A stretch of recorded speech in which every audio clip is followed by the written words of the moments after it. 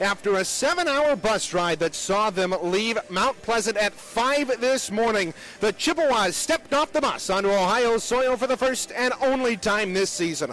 This afternoon, they commenced their final out-of-conference weekend in the 2023 Miami Showcase with a tilt against the number 13 team in the nation. Good afternoon, everybody, and welcome inside Goggin Ice Center in Oxford, Michigan. Alongside me, Devin, Sarah, I'm Reagan Cleaves, and we're happy to have you inside the broadcast booth here this afternoon as the Central Michigan Chippewas, ranked number 23 coming into the night, are taking on the number 13 Nebraska Cornhuskers. Well, Devin, at the end of the first semester, Central Michigan put up one heck of a performance against Grand Valley State. They shut down their offense, only allowing 8 goals in 2 games. How do you think they did that? Well, first off, I'd like to start. Happy to be back with you, my friend Reagan. It's been a long time since we've called a game together, almost 2 months, in fact, and since that Grand Valley series. And look, that was a monumental win for the Chippewas. 6-4 on home ice, gave them the confidence they needed, their first ranked win. And you know what? They did it on the special teams. They capitalized on the power play when they needed to. They were aggressive on the forecheck, and they played the style of hockey that Brennan Martin wanted, pushing the puck consistently and making things happen offensively and on the defensive side. You talked about bringing Brennan Martin, talking about head coach Brennan Martin, Devin, and he really allowed Central Michigan to play their own style of hockey against Grand Valley. They took it to the Lakers, and really it turned around what had been a bit of a wishy-washy first semester for Central Michigan. They started out on a 5-0 winning streak, beating Ferris State on opening night, following that up with sweeps of Lake Superior State as well as Cleary, but then they went 2-5-1 in the next 8 games, and it was really a rough stretch for Central Michigan. They only got wins against Michigan Flint, but they ended up being able they ended up losing to Saginaw Valley State and Notre Dame in there as well. So it was a bit of a rough middle part of the semester. Yeah, and we highlighted that a lot. We highlighted how, look, they would go on the road against ranked opponents, and they would blow a lot of leads. They blew 3-goal leads against Ferris State. Saginaw Valley, Notre Dame was a tough series. We know that.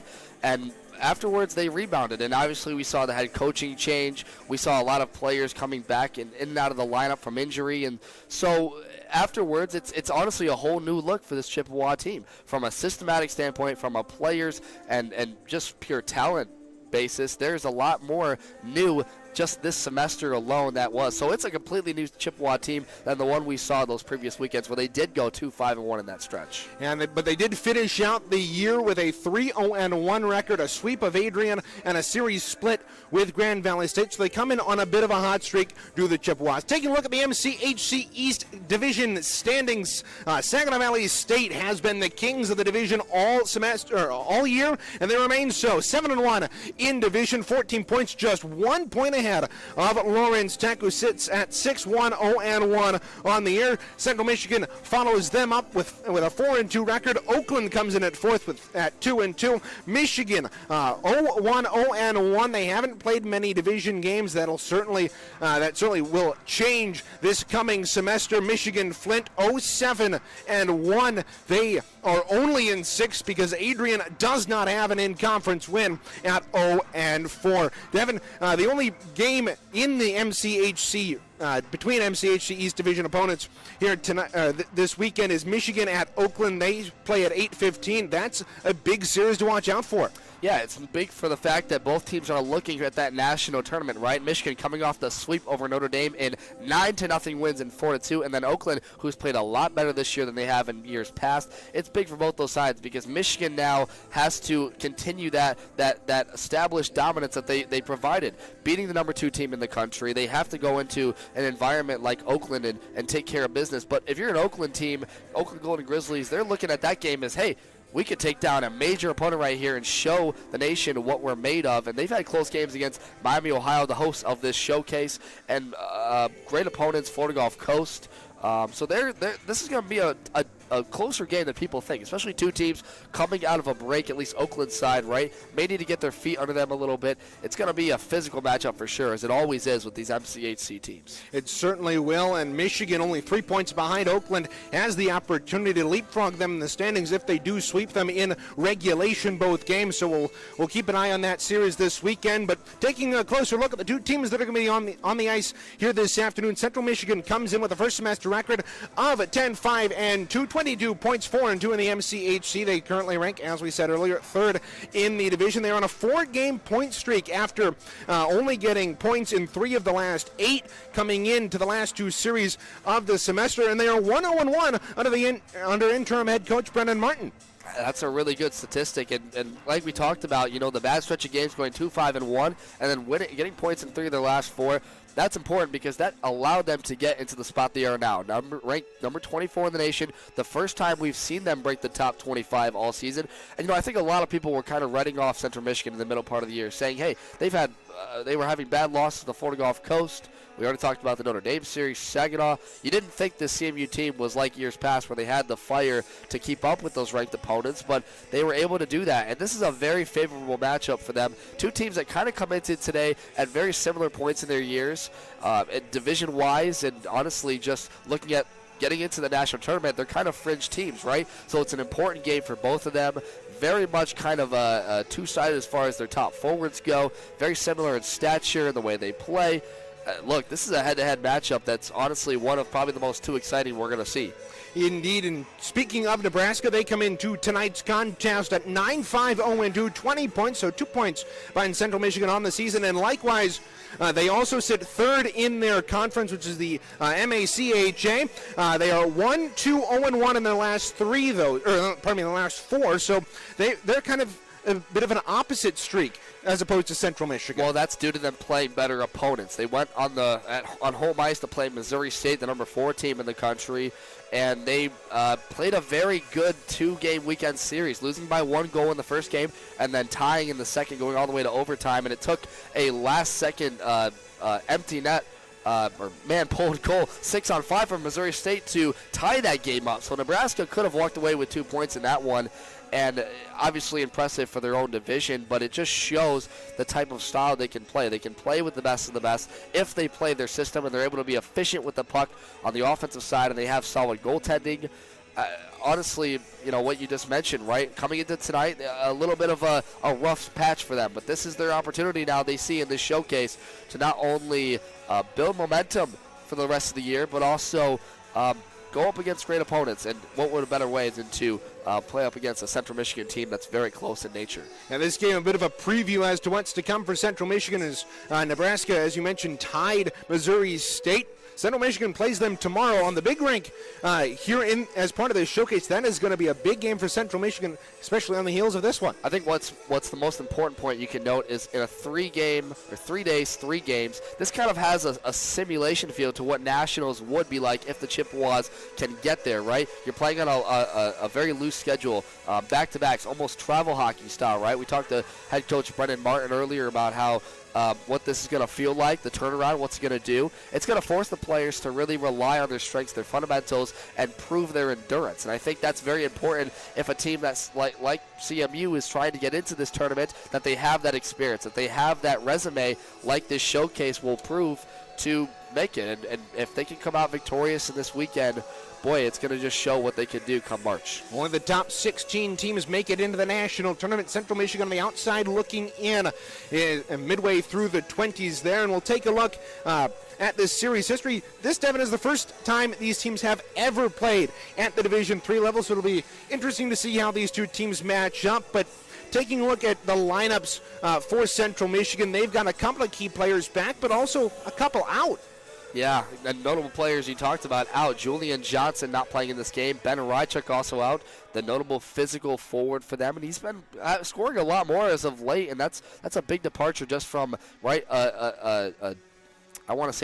I could say physical, right? I kind of overused that word, but he's just that type of guy that's going to stick up for his teammates, that's going to get in those dirty areas, make plays happen that others probably wouldn't. And look, he's just going to take care of his guys. And without him in the lineup, guys could get pushy, things could get physical. We saw Missouri State and Nebraska get very chippy, especially in the beginning part of the game. So I think that's a notable miss. But look, we're talking about returning players to the lineup. Isaac Gibbs, the star sophomore from Novi, Michigan. The freshman Connor Morgan is also going to return, as well as Kyle Chapman, who we haven't seen play in almost a year, Reagan. Yeah, Kyle Chapman was injured in the first Florida Gulf Coast game of last season for Central Michigan, 364 days ago, January 21st of 2022. So it'll be a good defensive addition for Central Michigan. They've struggled on that the last couple of years, keeping defensemen healthy. Well, one thing that Kyle Chapman's going to do is he's going to bring stability to that blue line. We've kind of seen some forwards move back to the blue line position to kind of make up for his absence.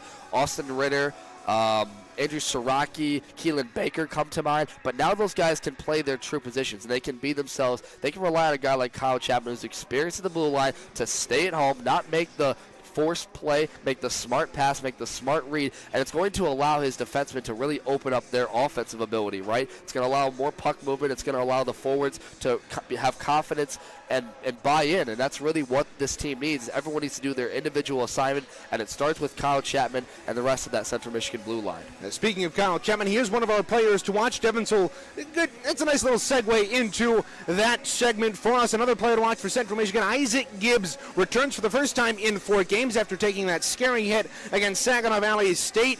He was first in points at the time of that injury, but he's dropped now back to third. He's got 18 points on the campaign in just 12 games. Yeah, Isaac Gibbs, look, if you've been following Central Michigan hockey, you know how much of a star-studded, explosive type of player Isaac Gibbs is. He can stick handle the puck when he needs. He has lightning-quick speed. He's able to make smart reads and not force the play. He's really matured as a player over time. We've seen that over the last 2 years. He's going to make all the players around him better, not just by his scoring ability, but his presence on the ice and confidence in his play. It's exciting to see a young player like that be so good, and boy, what a better time to come back than to play against the number 13 team in the nation. Exactly, and speaking of that number 13th team, taking a look at their side on our players to watch for them, one of them is between the pipes. Alex Kopf, who is 8-5 through 13 games, has a .260 goals against average and a .930. He's a smaller goaltender, Devin, but he's got a really high save percentage. It's partly because Nebraska lets up a lot of shots. Yeah, they absolutely do, and I talk about their game against Missouri State a lot, but what I noticed in that game was when they would give up a lot of odd man rushes in the first and second period, not only did he keep them in the game, but he is a passer first. He will play out of his net. He'll get the stretch pass up to a guy in the neutral zone and kind of get that Nebraska Cornhusker offense started, right? So he does it all for them as a versatile goaltender. And look, he just comes up big at the biggest times, and it's evident by the save percentage as you mentioned. He's going to be a big factor, not just this game, but the rest of the week for this Nebraska team. I wouldn't be surprised to see him start almost all 3 games. Yeah, exactly. And another player to watch for Nebraska, Evan Datina, who through 16 games played has 14 goals, 9 assists, good for 23 points. He's their leading scorer in all 3 scoring categories, goals, points, and assists. He's somebody that Central Michigan really has to lock down on. He is a problem. This guy has everything you like in a skilled forward. He has, as I mentioned, the stick handling. He can shoot the puck at will. He has a very, very good stride, a very fast stride. This is a player similar to Saginaw Valley's number 71, Logan O'Flanagan, is what comes to mind. Able to really score from anywhere, but he likes the circle. So don't watch for him to kind of take some one-timers from that area and skate up the ice, control the play. And a Nebraska team that you could argue is a little bit more top-heavy, right? Kind of relies on their top scorers, Walters and Doughton, as we're going to see in this game, but the biggest mark is he's going to touch the puck probably the most of anybody in this hockey game. Indeed, a fast player Central Michigan's going to have to watch out for, and that brings us to our keys to the game presented by CMishIceHockey.com. And Devin, what do you have for us here this afternoon? My keys to the game, the first one I started with is they need to score first, and they need to put them on their back foot. Look, Nebraska is a really good team when they get off to a great start. They're very much a first-period team. I think we had a stat somewhere that when they've started a game with a lead, they're nearly undefeated, and when they've been down in the second and third period late, they're without a win. So it's all about the first period for them. And for CMU, look, you got to get them out of it early then, right? You got to start applying the pressure, kind of figure out their game early, noticeable. They've probably been able to watch some film on them, so they can probably see how they start early in the game, but they need to do that. And that segues into my next point. They need to push the puck consistently. Under kind of what we've talked about throughout, the new system, right, the new play of Central Michigan, you notice a lot more teams that do well in this league are the ones that consistently push the play, consistently push guys to the puck and force mistakes. And for CMU, they can force Nebraska to go a lot of different places. And if you're pushing them on the puck consistently, whether that's 5-on-5, the forecheck, the penalty kill, it's going to cause problems for Nebraska, who's had a lot of miscues kind of in their system when they can't get going. So it's about that, pushing the puck consistently. And then my final point is get your returning players involved. Connor Morgan was really hot before the injury. Isaac Gibbs was hot. He was a factor in the Saginaw series and the Notre Dame series. He's going to work well on that top line there. We'll see who he lines up with when we get to our starting lineups, right? But you have to get the new guys involved, and Kyle Chapman, as we mentioned. Indeed, that'll do it for this portion of the pregame show. We're unsure if we'll get a coach's show in here today, just based on the timing, but stand by. We'll be right back here from Goggin Ice Center on the campus of Miami University in Oxford, Ohio. It's Central Michigan and Nebraska coming up right after this.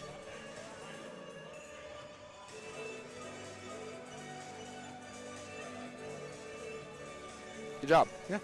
Cool. Yeah, All right. stumbled a bit.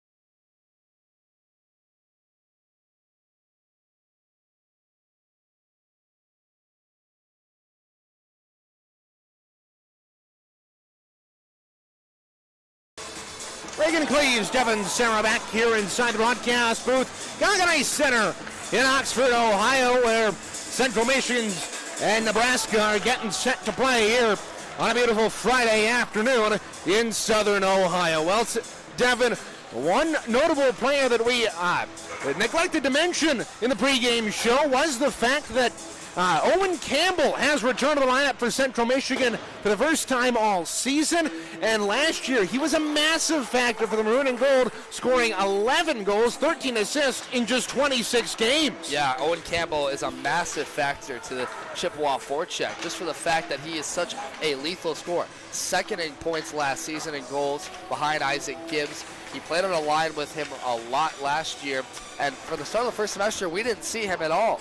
He didn't have any playing time, had no experience even in some practices with this team. So for him, it's going to be a little bit of a startup to get his feet under him in this game. I think you're going to see to start out, he's going to probably take the shifts a little bit slow, try and manage the puck a lot, and really just get his game going again, because it's been such a long time since he's had live game action. But make no mistake about it, Owen Campbell is one of the most lethal scorers, I would argue, in ACHA Division III, and especially on this Chippewa team. He was second in goals only to Isaac Gibbs last season, who had 14 goals in one fewer game. But he led the team in assists, tied with Joey Simon-Selly. So he'll be a very vital addition to this Central Michigan lineup, especially with the return of also Keelan Baker as well. As a couple of other players for Central Michigan, the second half certainly gearing up to be a little bit different than their first semester. Another note, Devin, that we mentioned during warm-ups is the fact that Nebraska opted only to dress one netminder. What do you think that says? I think that says they have a level of confidence with Alex Cup. Obviously, through 15 games, he started all but one for them this season. And, you know, for Nebraska, that really just shows that, hey, they're going to rely on this guy for everything they want. It's going to give their offense a lot of confidence, and they're going to rely on this guy for everything. You mentioned, Reagan, how he's taken 40-plus shots in multiple games this season and kept them in a lot of games. It's going to continue like that tonight and through this Miami showcase. Indeed. We'll get 20 minutes on the clock. We most likely will play the anthem. I would assume we would after the starting lineups. But, Devin, this is a high-powered showcase that sees Central Michigan playing Missouri State as well as IUP coming up the next couple of days, whereas the Cornhuskers likewise play IUP, but they also play Pitt Johnstown. So really a test for both of these two clubs is this weekend, and especially for Central Michigan, it'll be interesting to see how they come out, especially after not having played in a month. Well, I think what it's going to show is both these teams are going to feel each other out for the first 5 or 10 minutes, right? They're going to have a little bit of sloppy play at the neutral zone. You're probably going to see some miscues, but most importantly is you can't have a breakdown in coverage. If you're CMU, you're talking about staying strong in front of Lauren Jones, and then, for Alex Kopp's case, just trying to manage the puck well and not give up easy breaks. Taking a look at the starting netminders tonight for Nebraska, they'll go with Alex Kopp, who through 15 games is 8-5 with a goals against average of .269 and 930 save percentage. He is in net to our left as the puck is dropped. We are underway here at Goggin Ice Center. Central Michigan going with Flynn, Camara, and Bottles as their forward line. Christopher Martin back on the D with Camara, Porzonic, Bottles, and Flynn. Out there is the starting lineup for CMU. They go right to left here in this opening period. Gold home uniforms with maroon trim, maroon numerals, maroon helmets, maroon pants, and gold socks. Nebraska wearing those black jerseys with red and white trim, red numerals along the back, red helmets, and red pants.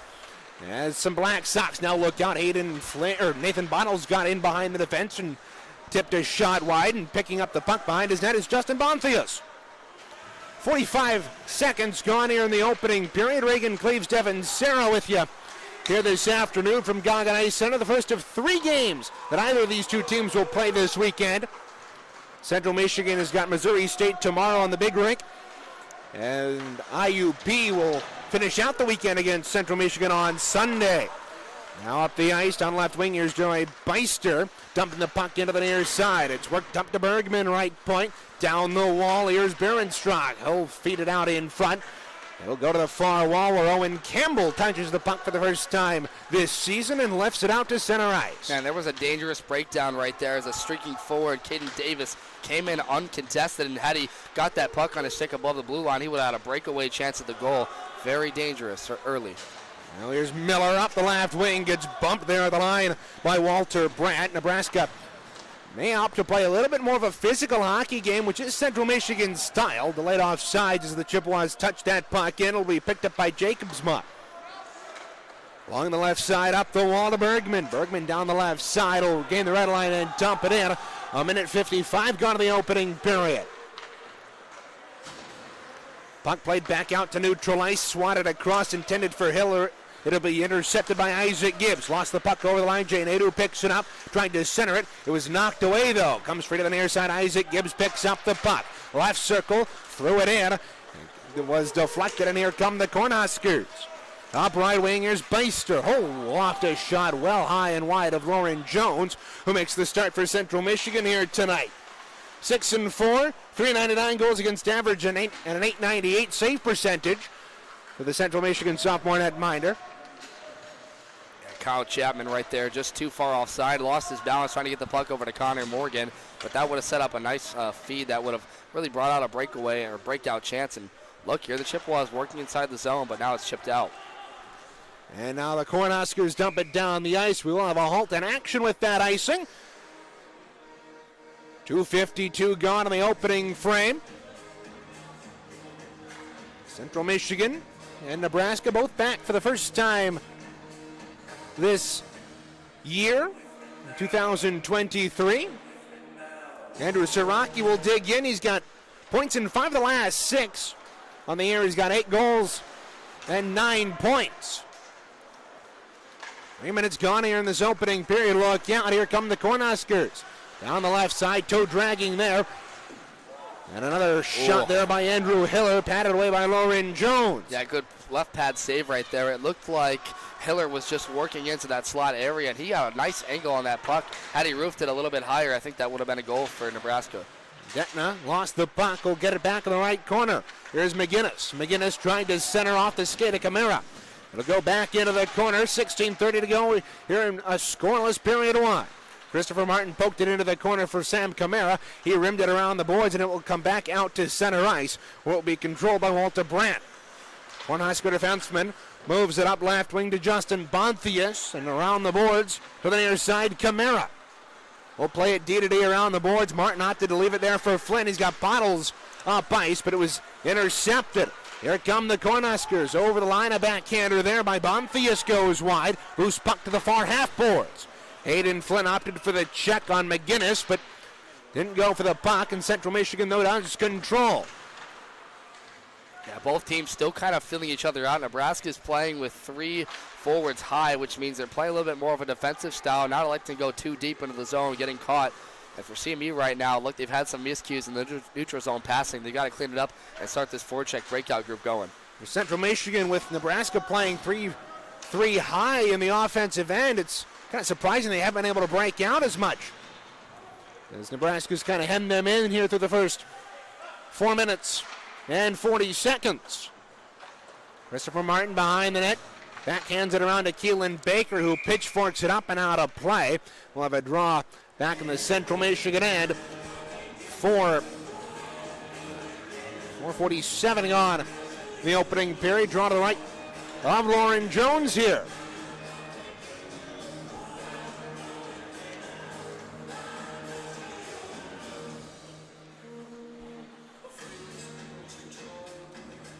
In for the draw, it'll be Nathan Weber for Nebraska. He can't win the draw against Owen Campbell, and that brings up a good point. Last year, Devin, Central Michigan relied heavily on Joey Simoncelli in the faceoff circle, but Owen Campbell also did some work, and that's been something Central Michigan struggled on through the first semester. Yeah, that's a really underrated factor of Owen Campbell's return, right, is how much CMU's faceoff circle win percentage has suffered. They've tried to cycle guys in and out of there. Porzondek, Ben Rydchuk, Julian Johnson, and really they haven't found a spark. And with Owen Campbell, he might be able to provide that assistance where before CMU was just trying to win the puck back after they lose it, after he's tripped up right there. And, you know, obviously it's going to be evident in this game whether they can win that battle or not, and it really will affect the outcome. Weber tried to send that puck to the point, but it was deflected out there by Central Michigan, but Nebraska will move right back in. Bienkowski, the defenseman, will dump it around the boards.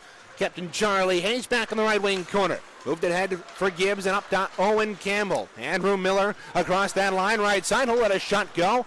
Wide of Goff, and that doesn't even count as a shot on goal. Central Michigan, I don't think, has a shot on goal through the first 6 minutes. They've really been hemmed in by the Cornhuskers, but they've gotten a couple of breakout opportunities. Head man by Isaac Gibbs up on right wing. Here's Nadu over the line. His shot once again goes wide. Kept in left point though by Isaac Gibbs. Down the wall to Andrew Miller. He got bumped off the puck there by Beister. And the Chippewas will have to regroup at center ice. Kyle Chapman teed it up and fired it in. Yeah, you know, one thing we mentioned are... Oh, look out behind the defense. Here's Detna. Detna working it on Jones to the backhand. He scores.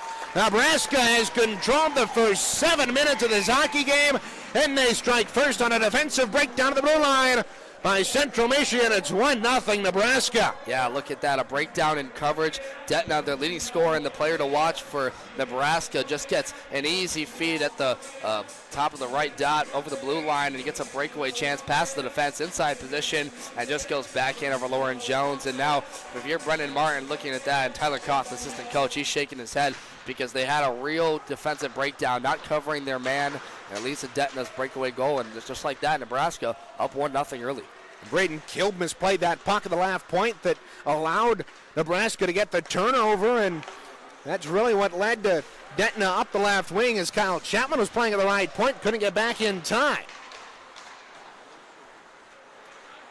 6:36 the time to go. Nebraska leads 1-0 here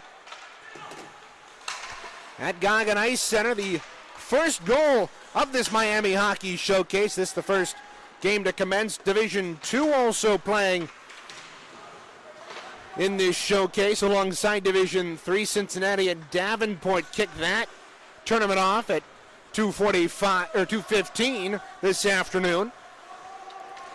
Nebraska has to regroup as they move left to right. Sam Kamara deflected that puck into the offensive end. So now we're going to get a look at this new line that Brendan Martin's introduced.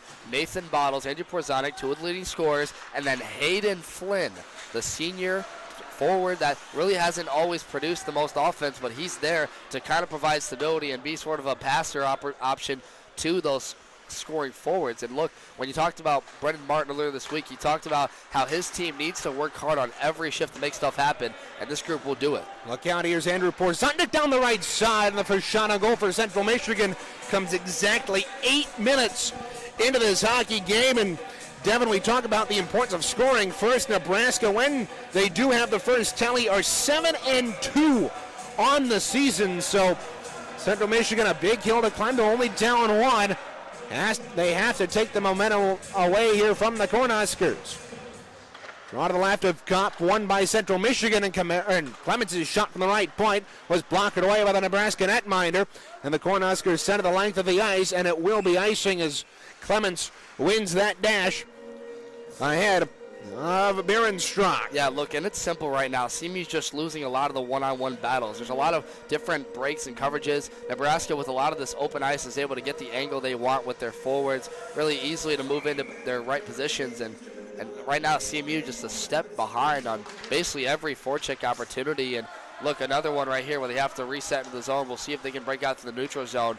Again, missed passes right there. A bad giveaway by Clements, and it forces the dump the other way. He just didn't get enough on that at his own defensive blue line, and it led to the Cornhuskers getting it right back and throwing it up, and Hayden Flynn can't control it and neutralize on the ping pong. There's Owen Campbell back in his own end. Central Michigan trailing 1-0 to Nebraska. 11:20 to go here in the opening period. Reagan Cleaves alongside Devin Sarah here from Goggin Ice Center in Oxford, Ohio. Charlie Hayes holds behind his net. Will move it up the near side to Austin Ritter. His pass was too far ahead for Owen Campbell, and chasing back into his own end there for Nebraska. Pass guy through center to the near side. Braden Keel picks it up and neutralized. Whole move down the left side. We'll rim it around the boards. Keelan Baker across the way. Pulls it off the half boards, but it'll be taken by the Cornhuskers. Here's Hoffman, up left wing. Moved it head on to Hiller. Hiller finds Beister. Beister, his shot blocked away by Jones, but he gets it right back. It rolled in on the Central Michigan netminder, and he will find the puck for a whistle. 9:34 gone in the opening period. Beister working hard, really hard to get to the net, and he almost had a chance to pick up his own rebound, and I don't understand why no CMU defender could pick up that puck. Obviously, they're trying to box him out and try and keep him from getting in front of the net, but you got to play physical right there. You got to knock him off the puck, take that possession away. They're just kind of standing around and letting Nebraska walk into the zone, and that's just been the story the first about 10 minutes of this hockey game.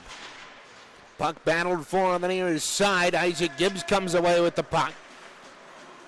And, this is impressive for this Nebraska team. I didn't really know what to expect from this. Oh, look at the sophomore, Isaac Gibbs.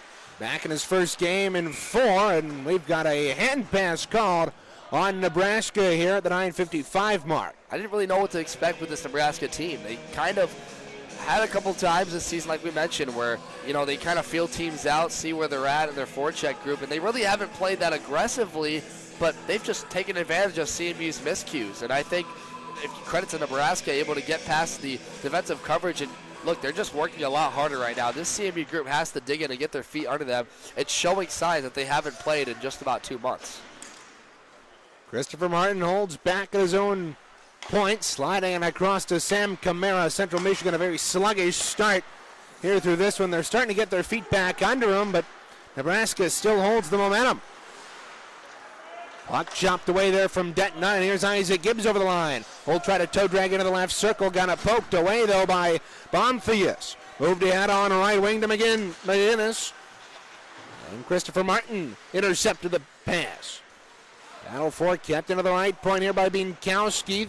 Dumps it in wide of goal. Camaro will pick it up behind the net. Stretch pass through center, intercepted by Bienkowski, and he'll float it in.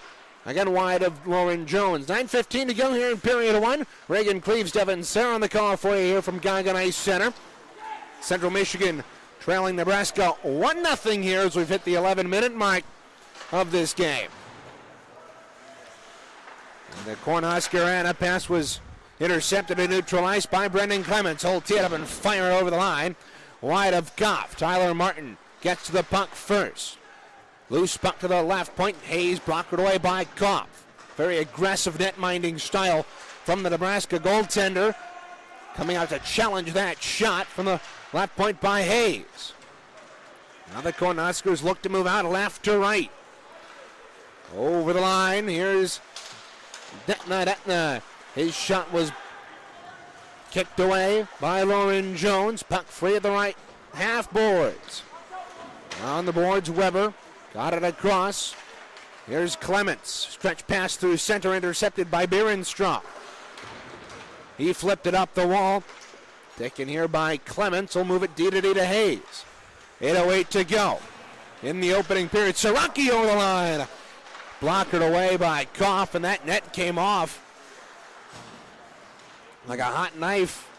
Sliding right off a butter behind Goff. I think Siraki was trying to use his D-man as kind of a screen right there in front, but he had Hayden Flint streaking on the right wing. I think if he's a little bit more patient right there and waits for his numbers, he has a chance to get it in front. Flynn almost connected with Porzondik, but Nebraska picks it up and dumps it back down. Here's Kyle Chapman up the wing. Bottles kicks it to his skate, tries to step around a man, and he does, but lost the puck in the process, and Hayden Flynn will dump it around behind Goff.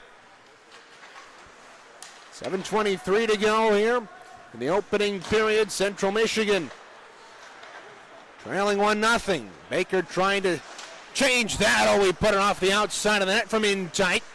Still has control in the left wing corner. And shove it around. And the Cornhuskers come out with it. Charging up right wing. Here's Beister. Beister gave it away, though, and Nebraska has to regroup. That's great hustle by Austin Ritter to get back on the play, prevent Beister from getting the inside positioning, and even when he did have help, as that one's going to be whistled off right there. Arm going up by the official, and icing the call. Yeah, and what's notable is, look, now a lot less defensive breakdowns for CMU. They're kind of clogging up the middle, not allowing Nebraska to have a lot of clean looks in entering the zone, and that time, again, they start getting more transition play. Keelan Baker has a nice look from the bottom of the right circle and just isn't able to roof that one corner, but you know, this is a little bit more impressive now. CMU kind of starting to find their game a little bit. The momentum still in Nebraska's favor, but CMU coming on a little bit stronger now in the later half of this first period. Getting a couple of scoring chances, but still not a ton of shots on the Nebraska netminder. Up left wing, Campbell chasing after loose puck, batted away by Jacobsma. Cornhuskers throw it in. Kyle Chapman back there to play it behind Lauren Jones. Puts on the brakes, harassed there by Bonfias. We'll move it over to Camara, up right wing, tip past the defense. Here's Owen Campbell. He's got Gibbs out in front, tries to find him, but Isaac Gibbs didn't get enough on that shot. And the Cornhuskers have to regroup here. Yeah, dangerous chance right there. Owen Campbell doing a great job to pick up the passes. Great job by that CMU unit to move in. They're going to get looks like that if they continue passing. Whoa, that one was a little bit too close for comfort, but a much better play so far through the neutral zone for CMU. Look at the passing. 14 minutes gone. Here's Isaac Gibbs trying to pick the far side. Koff got a glove on it, and it goes to the corner. Outlet pass. Got off the skate of McGinnis. That was the closest chance CMU's had in this hockey game. Koff didn't have that one confidently with the glove. It streaked just wide of his goaltender crease, and Jay Nadu just wasn't there in time to pick up the loose change. And look, right now, a lot better passing. You can tell now they're starting to pick themselves up. Now they're starting to find their game. It took a little bit. Took them down, being down 1-0, but you get a quick face-off here. You stretch this puck out, spread the ice, and get a look right here. 5:45 to go here in period number one. Nebraska leading 1-0 off of Detna's first of the game and first of the semester, but by no means his first of the year. He's got now 15 on the campaign. Chippewas able to clear that scoring chance, and up left wing, here comes Isaac Gibbs. Full step over the line, one man to beat, toe drags to the backhand. Good poke check there by Koff. Now fed out in front. Beautiful tip there by Jay Nadu. But even better goaltending by Alex Koff. Clements kept it in. Gibbs spinning around and firing it wide to the left side of the net. Across the way, Caden Davis pinches down. Nadu kept it in at the right. Point pinned to the boards there by Davis, but comes back out to neutral ice. Miscommunication. Look out, here's Walters over the line, and his shot deflected up and out of play. 4:51 to go here in period one. Fans, don't forget that the CMU Club Hockey Network YouTube channel is your one-stop shop for exclusive highlights, interviews, and full game broadcasts for men's Division III and women's D2 hockey. Make sure to subscribe and turn on notifications so as to never miss a moment of Chippewa hockey. Just go to YouTube and search CMU Club Hockey Network to find the channel. CCHN, your home for Chippewa hockey. Charlie Hayes battling for the puck behind the net. It squirted free to Martin on the near side. Siraki went after the body there on Brandt, but look, on the back door. Skittered just wide there by Beister, and the Chippewas were able to get it out on the second opportunity, but Nebraska continuing their first period dominance into the first 15 minutes. Yeah, right before that, an uncanny mistake by the young defenseman Brandon Clements. He had a streaky Tyler Martin coming off the bench at left wing, had a chance for a breakout. No one contesting him, but he just put that pass too far behind him and allowed Miami to get quickly into the zone. Led to the stoppage, led to the face-off, and that's the key, is those little mistakes could add up for CMU in this period. Nebraska's a team that really capitalized on other teams' mistakes. Nathan Bottles, a 3-on-2, snaps a shot from the right circle, and Koff makes the save, gobbling it up into the midsection. And so we'll have a draw to his left. And it's 3:57 to go here in period one. Stay with us for intermission number one. Parker Morrison will have recap of the first 20 minutes as well as a look at the out-of-town scoreboard. Kyle Chapman kept the puck into the left point. We'll throw it down low. On to the near side, Nathan Bottles wrapping it around the boards across the way. It's going to be picked up by Sean Rogers for the Cornhuskers. His clearing attempt didn't work. Look out, Hayden Flynn backhands that one and sticked aside by Alex Koff. Good opportunity there, but nobody home in a And a gold sweater for CMU. Koff once again batted it out in front. Bottles on the backhand denied. Rogers behind the net, pinned to the boards by Nathan Bottles. First couple of good chances for Central Michigan here in this one. Hayden Flynn picks it up at the side of the net on the near side. Out in front, Porzondik. Fan of the one-timer. Bottles moved it to the half boards, but nobody there for CMU, and Nebraska lifts it back out to center ice. That was probably their best cycle of the game in the forecheck. Look, they were pressuring the puck hard at the end boards. That one's going to be whistled down by Koff as Baker skates in. But they are pressuring. They're putting on the pressure in the corners, forcing Nebraska to fight for the puck, and that's really allowing the difference right now. Hayden Flynn made a nice feed in front there, looking for Jay Nadeau, and they just couldn't finish on the play. But if they keep doing stuff like that, that's the name of the game. Continue to work hard, continue to put the urgency on, and good things will start to happen. Big face-off coming up here for Owen Campbell. He can win it, but Baker keeps it in at the right half boards. Worked down the outside of the circle behind Koff. Worked it up, tried to at least to Martin, but Cornhusker got a stick on it, and they'll try to move left to right. Stretch pass just too far for Detna. And the Cornhuskers will have to regroup back in their own end. Christopher Martin, fan of the clearing attempt, will chase it back into his own end. 2:30 to go in period one. This is lifted down the ice, icing waved off. Koff will redirect. And the Cornhuskers move it back to the Chippewa line. Will be taken there by Camara. Pass too far for Christopher Martin. And the Cornhuskers control. That pass goes just too far. Icing is going to be waved off, though. Here's Camara behind his net. 2:03 to go here in period one. Stretch pass knocked away off the leg of Ben McGinnis. And the Chippewas once again will have to regroup. Just some sloppy play, Devin, here in the first period.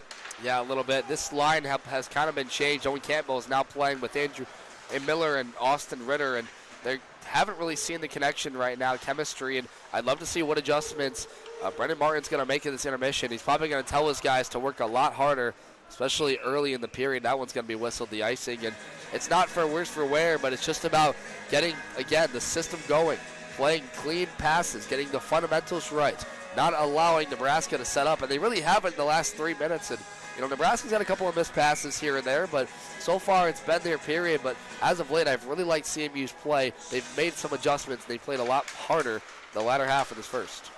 Chippewas unable to win the draw, but they'll send it down the length of the ice. Rogers back there to play it for Nebraska. Under 90 seconds to go in the opening period. Stay with us for the intermission report.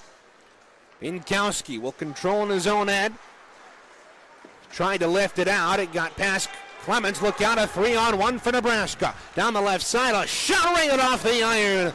There it is, Binkowski, and now look out, Central Michigan's back the other way. Jay Nadeau up with speed with Isaac Gibbs. They switch sides. Nadeau from a sharp angle, saved by Koff, and the rebound. He didn't have it, but the referee lost sight of it, and didn't matter as Koff was able to pick up the rebound nonetheless. Nebraska gets a great look after CMU kind of got caught a little bit cheating in the neutral zone, trying to get deeper on the play, but they don't finish. And look, it leads to a chance the other way, and Nadeau's got great speed up the wing with Isaac Gibbs. They just can't finish on the play. It's going to take a lot to get past Alex Koff. He is very great, especially on odd-man chances, very confident. And you can just tell he gives confidence to this Nebraska defense that doesn't need to stress about getting back too far because they know their goaltender is going to stop it. Central Michigan confused on their line change, so Jay Nadeau will not be able to get off the ice. They drop the puck with Nadeau not even 10 feet within the bench. Here's Morgan, a shot wide anyway, but it was blocked there by Koff. Lifted out to center ice, look out behind the defense. Here's Davis down the left side. He's got Hayes defending him to the outside. Davis fed it out in front. Nobody home there for Nebraska. Isaac Gibbs, one touch to the head to Connor Morgan across that line left side. He tried to toe drag, but he was lit up there by Berenstruck. 27 seconds to go. Tipped into the offensive end by Andrew Siraki. And the Cornhuskers will lift it down the ice. Kyle Chapman back there to play it. 18 seconds to go in the first period. Around the outside. Chapman harassed from behind there by Detna. To the outside. He'll let a shot go. That deflected off a body with 6 to go. On the near side, Siraki spun it around behind. 2 seconds to go. The Cornhuskers working to the far side, and that'll do it for the first period. A slow start for Central Michigan here to this one, but Nebraska gets the lone goal. It's 1-0 after 20 minutes of play. We'll step aside. Parker Morrison will have the first intermission report for you coming up right after this. It's Central Michigan D3 Club Hockey live on CMU Club Hockey Network.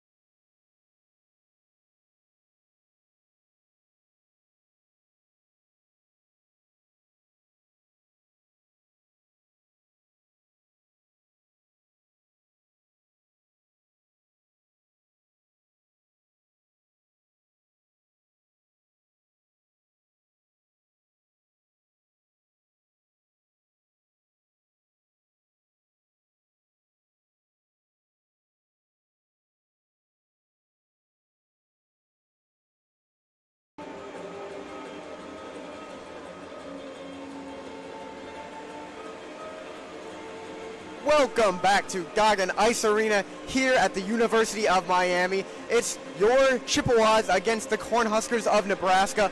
We've had one heck of a first period with a 16-4 shot percentage on goal, with the Cornhuskers being able to get one of those 4 off and Central being able to get 0, making the score a 1-0 lead for your Cornhuskers.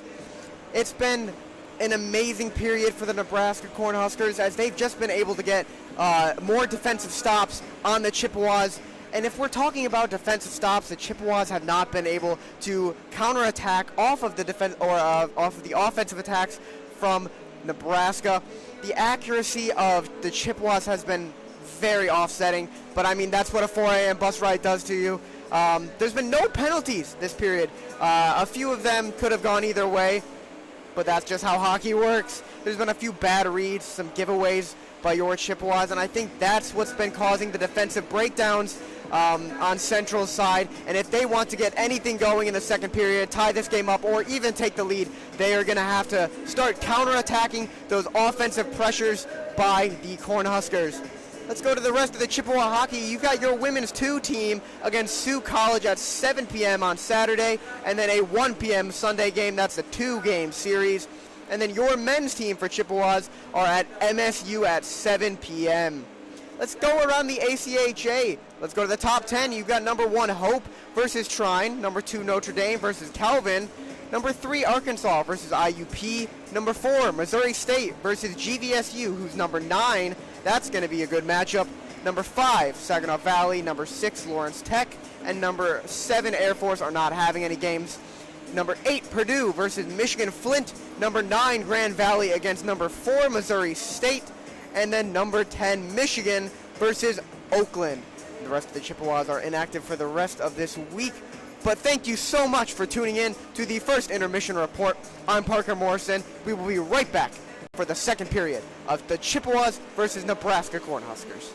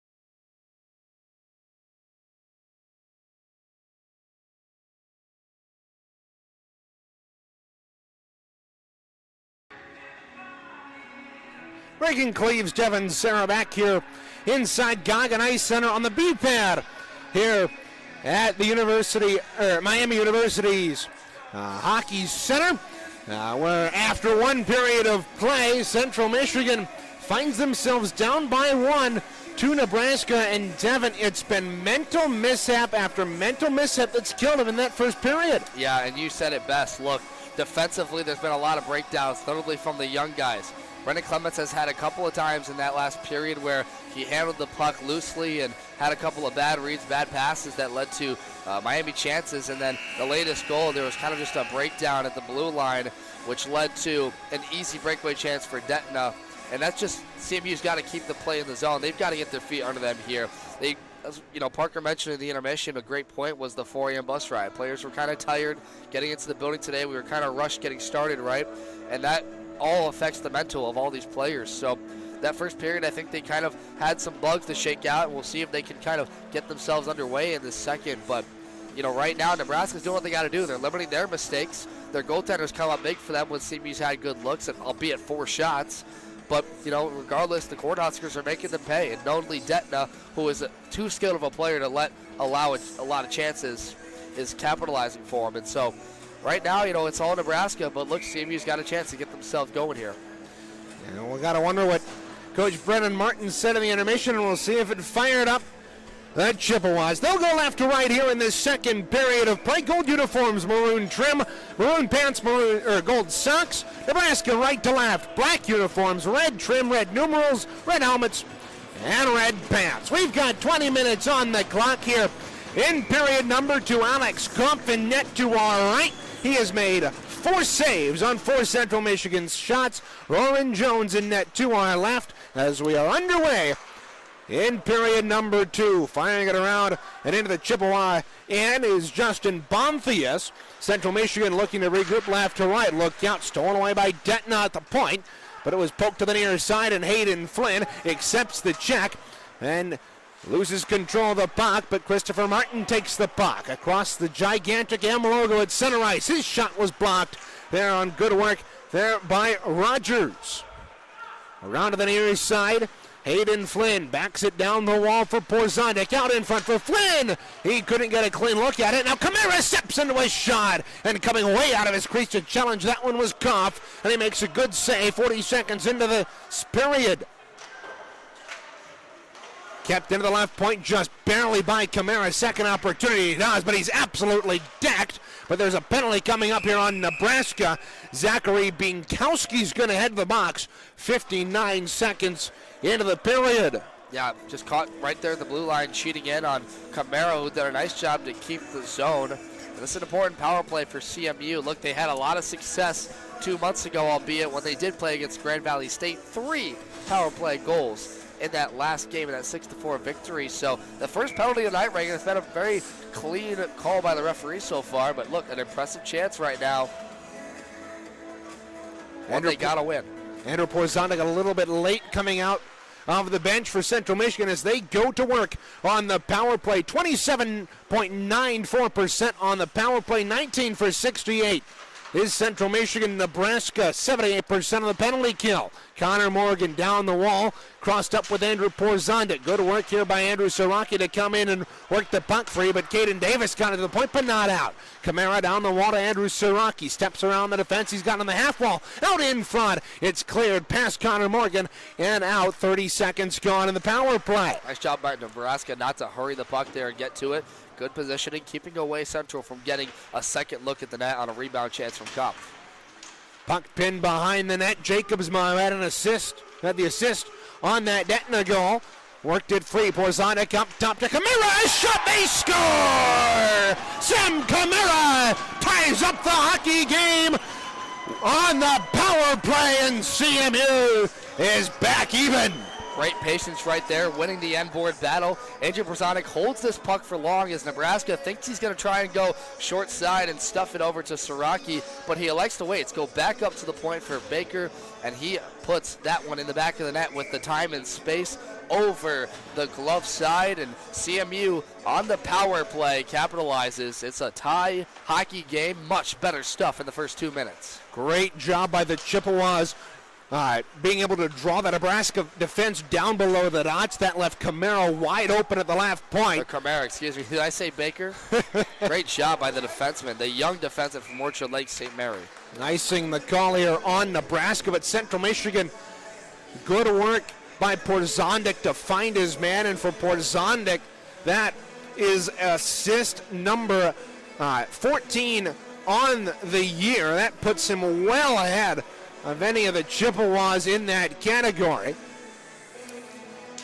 Owen Campbell in for the draw, cannot win the face-off, but Ritter, a shot right off the backhand, and Koff snagged it, but it popped out of the glove. Charlie Hayes battling for the left point. It's pitchfork down low. Binkowski, who committed the infraction to put CMU on the power play that led to the goal, wasn't able to get it out. Corralling the puck. Here's Heller in his own end to the near side, Rogers. And now look at the pressure, the hustle by CMU. You can tell that goal gave him a spark of difference, and now here they come the other way. Austin Ritter flops that one in on Kopp. Campbell went for the body and not the puck, but it allows Nebraska to gain control. Bouncing puck at center ice. Charlie Hayes takes it, backs it in on the positive side of the red line, so no icing will be called. Braden Kilb back to his own end. D to Chapman. Up the right wing, Miller dumps it in. Koff corrals that with his stick there for Sean Rogers. Good pressure here by Isaac Gibbs to work the puck free, but the Cornhuskers get it out to neutral ice. Puck hops up in the air through Miller's skates. Chapman battling for the puck, and Miller eventually works it across to Kilb. Braden Kilb passed through center ice just too far for Isaac Gibbs. Icing going to be the call here on CMU. Yeah, that center there, Chapman did a good job to stay positioned above the red line and closest to our scoring table and not really cheat on the play, and that's really what is allowing them to play with a lot better passing, a lot more control of the puck. And you can already see the first 3.5 minutes, the momentum has kind of shifted to CMU. They're really taking the puck down to Nebraska, the physicality and the speed. They got to continue that in this period. They did that on the power play. Now it's time for the 5-on-5. Go back to that goal. Andrew Siraki did a great job, Devin, of pinning his man up against the board. Now look at a 2-on-1 for CMU. Here's Nader on the left side. A shot! And a good save by Kopp. Gobbling it up and holding on. But Andrew Siraki going back to that goal, Devin, did a great job of pinning his man up behind the net and allowing Porzondik to come in and pick up the puck. Right, and what great patience by Porzondik not to get greedy with it, not try to shoot it himself short side or pass it too quick. He saw Camara and trusted his young defenseman to take the shot. Ooh, right off the draw and off the tie of Isaac Gibbs at a point-blank opportunity. Kicked away, though, by Alex Kopp. Across the way, chasing the puck, and here's Justin Bonthius. Worked the puck, free was Detna, and now Jane Adu picks up the puck behind the net with Bonthius pressuring. Kilb comes in to work the puck. Free for Central Michigan. Oh, what great poke check work. Look at this. You can already see the one-on-one battles are starting to go in CMU's favor, and they're just hustling a lot harder. Stretch pass for Gibbs too far, and Kopp comes out of his net to play it. And a good job. Now look out, Isaac Gibbs dancing around with the puck on his stick at the left point. Spins around and fires, looking for the tip by Morgan. It skitters wide. Siraki threw it across the face of goal. Morgan couldn't get a stick on it. Back. And the Chippewas scramble on a line change, and a good hit across the way on Ben McGinnis by Andrew Siraki. And Brendan Martin likes that. He's seeing how much harder this team is working with the puck, and it's obviously paying off on the ice right now. Much more chances right now for CMU. Siraki intercepted the puck, and he scores! Andrew Siraki has his 7th in the last 4 series, and CMU with 2 quick goals is up by 1. What a job again. Siraki moving in quickly on the puck.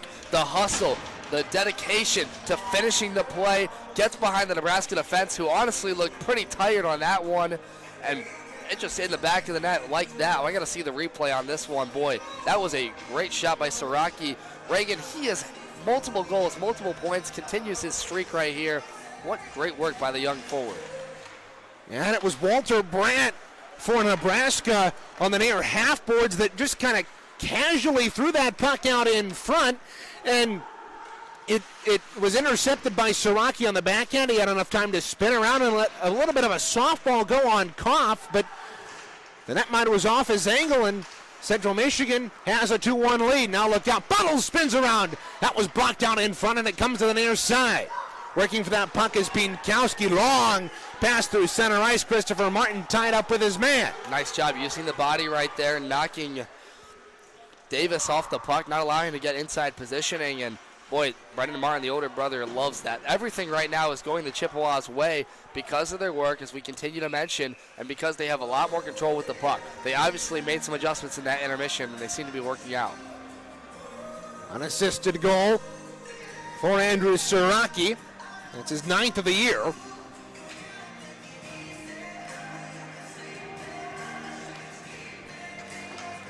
Off the Chippewa icing, there'll be a draw to the right of Lauren Jones.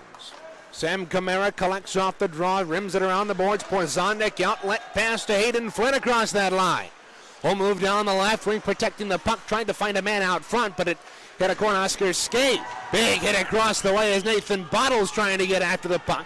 Can't do so, and here come the Cornhuskers right to left. Throwing the puck in around the boards. There is Jacob Osborne.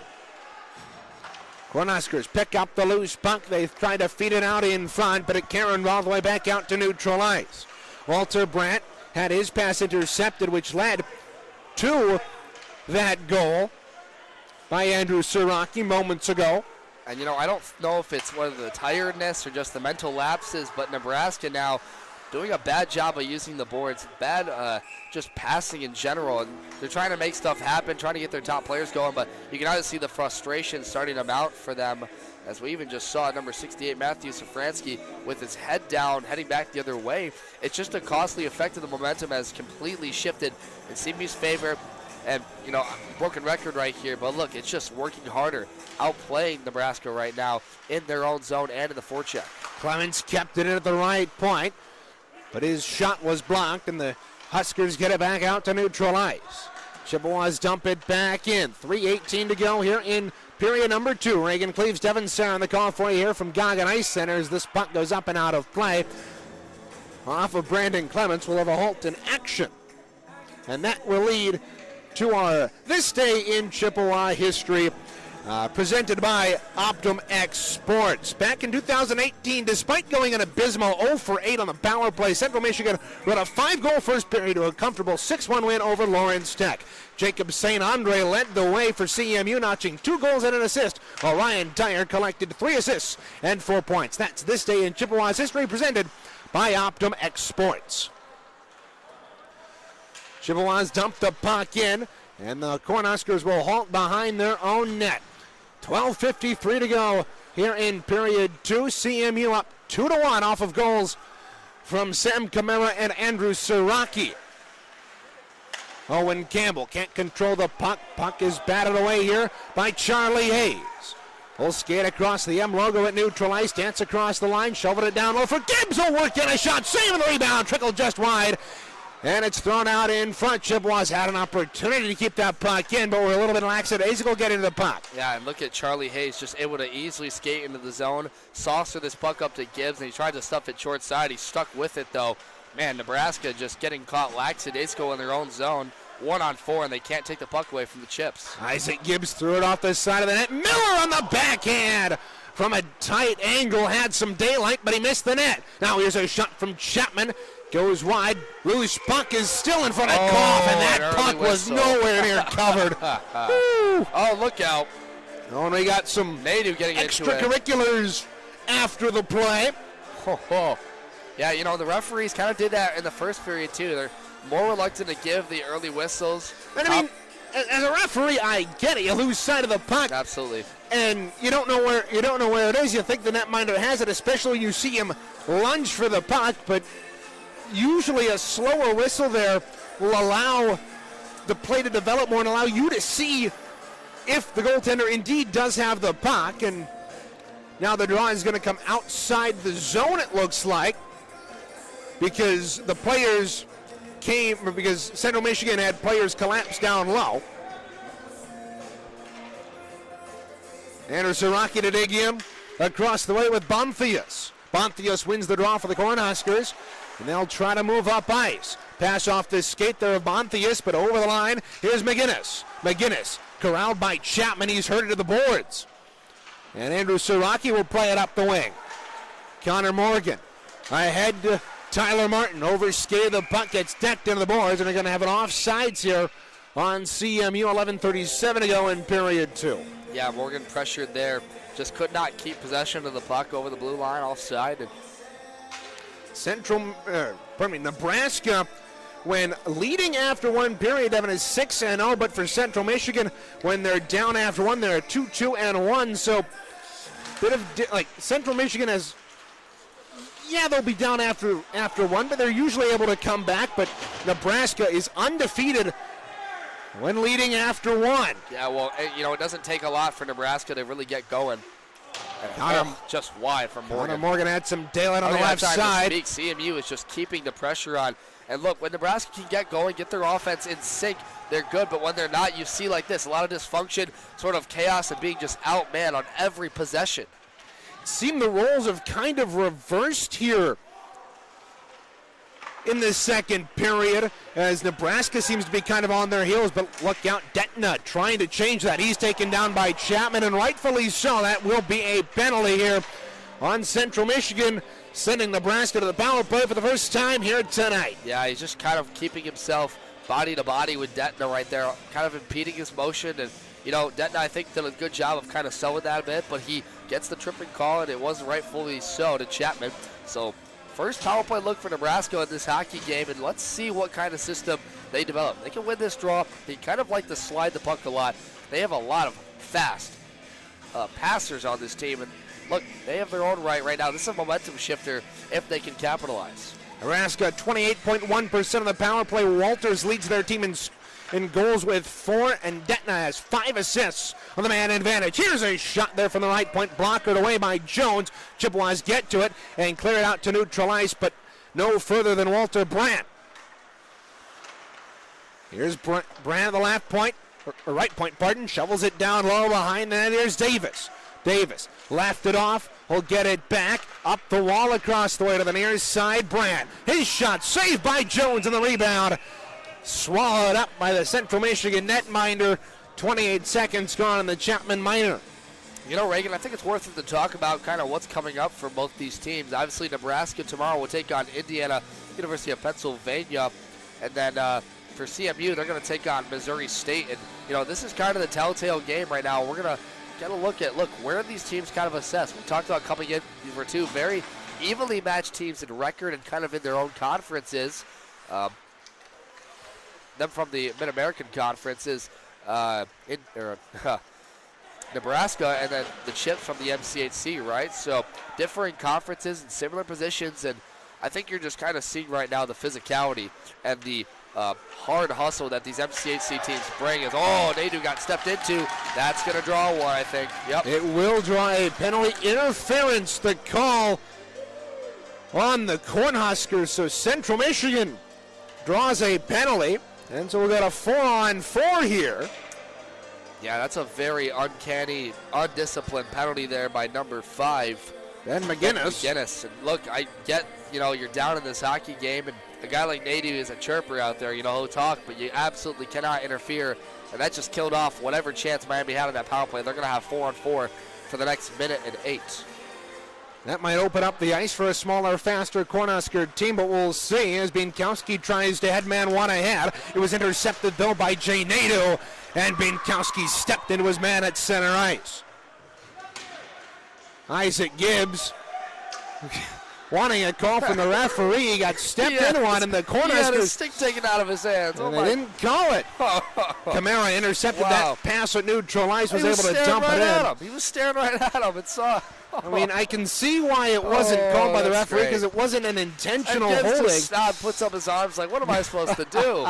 Gibbs takes the pass from Bottles off his skate, returns it out in front. And it went off the skate of the transfer from Arcadia. And it'll come back out to neutralize. Now Bottles is hauled down there by Bonthius, but no call. Bottles up the left wing, hauled down, and that's going to be a penalty. Another one there. And extra stuff right there from, I believe that's number 25, Walter Brandt. Going to go to the box. Number 20, is that 6?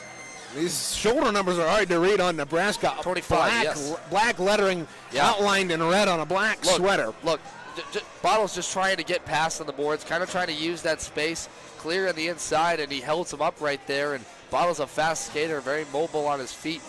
Just draws the penalty right there. And now a massive opportunity coming after 12 seconds. CMU is going to be looking at a 5-on-3.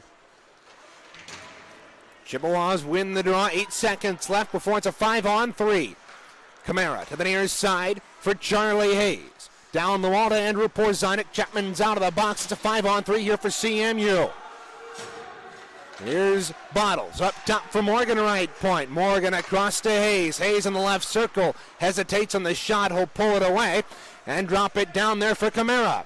Camara back up to Hayes. 36 seconds left on the 5-on-3. Morgan's shot blocked. He'll get it back down the wall to Bottles. Back up top for Morgan, top of the right circle, down low to Bottles. Bottles holds in the right wing corner, out in front of the back door. Camara couldn't hold on to it, and a gaping cage in front of him. He tried to possess that puck and then take it in, and just too much to handle.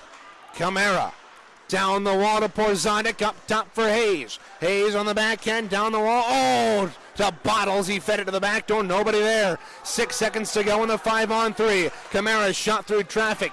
Hits a skate to the near side. Morgan chops away at it. Bottles gets it back out of the box. Comes McGinnis. 5-on-4 to the back door. Porzonik fanned on it. Camara down the wall. Porzonik poked it to the near side. 46 to go on the man advantage. Bottles pinned to the boards. Works the puck free. Up the wall to Morgan near side. Morgan down the wall again to Bottles. He couldn't get a ton on it, and the Cornhuskers take it and lift it down the ice. Central Michigan, lots of possession time, not a ton of shots on this power play. Yeah, Reagan, they were looking at that right post backdoor chance about 3 times right there, and none of them could connect. Camara had the best look and just too much to handle for his own stick. 15 seconds to work with, though. They got to try and keep possession here and do what they did. I love the patience. Gibbs holds it top of the right circle. His shot will be ripped at about 20 feet wide. And that couldn't be kept in by Nato, the right point. And that will end out the rest of the Nebraska penalty kill. So a great penalty kill by Nebraska, though they were almost burned once or twice in the back door. Keelan Baker bumped to the wall. Works the puck down low. That's a big kill for Nebraska. They have 5-on-3 for a full minute. Yeah, very much a missed opportunity for CMU. Oh, look out. They've got a 2-on-1 down the left side. Here's Brent. He's got a man in the back door, but he completely fanned on the pass. Oh, they got numbers. Oh, and Kilb gets absolutely lit up at center ice there by Bienkowski. Yeah, he reminders of the street. hit that. Which Red Wing took that hit against the Dallas Stars? Which game? Which year, man? Earlier this year, Ryan Reeves absolutely lit up. I want to say it was Bronick, right? Bronick, yeah. Yeah. Oh, that was massive. The elbow. I mean, it wasn't dangerous. It wasn't up high. It was a clean hit. Yeah. Kilb just looking down at his skates. He gets lit up. We got to look at that on replay here. Bienkowski absolutely lit him up. Now, Kilb getting just outworked to the corner, but he was able to work the loose puck free. Connor Morgan couldn't handle the pass, and the Cornhuskers will dump it back in. Bienkowski getting run at there by Morgan in front of the Cornhusker bench. 5:42 to go here in period 2. Stay with us for the second intermission report. Once again, Parker Morrison will have that for you here. Look out, stepping around the defense. Kyle Chapman, though, came in to knock the puck away from Davis. Yeah, that Nebraska bench is all over Kilb right now. Obviously, now he's gone down to the ice twice. That's going to draw a penalty. Morgan took his man down. Here comes Koff to the bench and have a stoppage of play with a man down in the corner. Reagan, you as well as anybody knows that a hit like that can be a momentum swing, can be a spark to a Nebraska bench that looked so lackadaisical the first 15 minutes. And now look, CMU had a chance on the 5-on-3, 5-on-4, can't capitalize, can't connect, and now Nebraska still somehow in a 1-goal game after they've pretty much been dominating this period, have a chance here. Look, they can slide this puck out to the top. I would be surprised if they don't look for Evan Detna on this play. Had the first goal of the hockey game in the first period for Nebraska, and right now he's sitting on that wing line. He's going to be up against Andrew Porzonik. Chippewas unable to control after they got possession off the draw. Buck free behind the net. Here's McGinnis to the left corner. Up top for Brandt. Brandt whole walk the line to the high slot. Down the wall to McGinnis in the left circle. That was knocked away there by Porzondik, and the stick's flying around, and it lays in the slot. Porzondik battling in front of the net after the Cornhuskers took that puck away. Here's a shot that goes directly up and out of play. Porzondik getting into it with his man out in front. 1:34 to go in the Morgan Minor. So will be to the right of Lauren Jones. Nathan Bottles to dig in with Justin Bonthias. Bonthias wins it cleanly up to the left point. Brandt down the wall for Detna. He fan on the shot. Nathan Bottles tries to get the puck, and he does, and he'll clear it back down to the Cornhusker end. That's an uncanny mistake right there. Detna, usually a player that has a lot of control on his blade, and that time can't keep it inside the zone, and coming the other way now. Nebraska 0 for 1 on the power play here this afternoon. After their first opportunity was cut short. Chippewas gain control. This is going to be played with a high stick. And it'll come down the ice, and Kopf will touch it, and so play will be whistled dead. Draw should be back in the Nebraska end here, I do believe. 4:15 to go in period 2. You can tell Nebraska is getting frustrated. They should have had a look right there, and they just kind of wasted a minute there just trying to get a clean pass off. And Nebraska, like we talked about, in that first period, they had a lot more conservative play, just waiting for CMU to make the mistakes. Then CMU picked up with their game, and all of a sudden Nebraska, when they need to turn on the Jets and get a forecheck going, they just can't make the clean read. Let's see if they can do it right here. Across the way, here in steps Beister. His shot was ripped high, kept it at the left point, though did Rogers. Down the wall, Hiller got it back up to Rogers. He teed it up and fired on about 2 stories high. Chippewas, though, gain control and dump it down the ice. 33 seconds to go in the man advantage. You know, good pressure by Owen Campbell on the near side to force the shot up in the point, and that one was about 20 stories high of the net. And look, it forces Nebraska out of their own zone, and look at this once again. Keelan Baker pressuring, then now it's Charlie Hayes, another missed pass, and nothing going right now for Nebraska. Look out, Owen Campbell going into the corner. He kind of didn't go in with much speed, so he wasn't able to win the race to the puck, but he's working in on the forecheck. He's able to work the puck at least momentarily free, but it comes across the way to Beister. Beister, his pass across to the near side as the penalty has expired on Morgan. Here's Campbell over the line. Holt tee it up and fire his shot. Oh, that went through the legs of Sean Rogers, and Kopf didn't see it to the last minute, and he made a spectacular save. You think he's been working on that with his time off? Possibly. That was wow, that was Later, top of the right circle, another shot through traffic that Kopf didn't see, and he bounces on the rebound 5 feet to the right of the net. And with 2:55 to go in the second, Central Michigan will have an offensive zone draw. And, you know, Reagan, some of your trends right there, you know, CMU came in tonight as one of the better penalty kills in the nation, but I don't even think it's been their penalty kill that's been the de facto. I think just Nebraska has just been the team making a little bit more mistakes, and even when CMU has had lapses in their game as they did, causing the penalty, the big hit to Kiel, now they're right back on the attack. Something that Nebraska's been doing well. Look out, as they have a 3-on-2. They'll just dump it in. Has been blocking shots, Devin. There have been a couple of opportunities, especially on the last CMU possession, that Nebraska was able to step into the shooting lanes and make a couple of blocks for their netminder. Now loose puck comes into the slot. Isaac Gibbs tried to backhand it ahead to Miller. It was behind him, though, and the Cornhuskers take control at neutral ice. They'll dump it in with 2:25 to go here in period 2. Reagan Cleaves, Devin Sarah on the call for you here from Goggin Ice Center. Look out, Isaac Gibbs steps across the line. He's got one man to beat. Toe drags in with a shot, and Kopf snatches it with the left catching glove. Will hold for a whistle. Parker Morrison doing the intermission duties as well as the camera for us. He's doing a good job here this afternoon. Heck of a stretch pass there from Chapman up to Gibbs. And, you know, he was trying to use the Nebraska defenseman as a pick right there to get on the net. The broadcast of today's game is a copyrighted presentation of the American Collegiate Hockey Association, the CB Club Hockey Network, Moore Television. No reproduction, retransmission, or other distribution of the descriptions, accounts, or this game may take place without the express written consent of the ACHA, CCHN, and MHTV. Penalty coming up here on Nebraska as it'll be Brandt once again to the box for the second time tonight. That'll put Central Michigan back on the man advantage. Now let's see what kind of personnel Brennan Martin goes with here. Keelan Baker, Nathan Bottles. Bottles has been one of the players to spend most of the time on the power play, mostly as a de facto shooter in the slot area. And it looks like they're going to bring out Nadeau here for the draw, so very much a scheme. Oh, Keelan Baker, this could be something in front of the net. Baker, Nadeau, Bottles, Hayes, and Martin on the draw, and Nadeau's going to draw a penalty, and well, they're both going to go off. So coincidental minors on Nadeau. Oh, and a little head wash there from Justin Bontius. And Bontius and Nadeau are both off for roughs. They're going to talk to each other a little bit. I think they were just roughing around right there, but I mean, nonetheless, it draws the incoincidental to Nadeau. And I mean, Nadeau did give Bontius a shove, but that should have been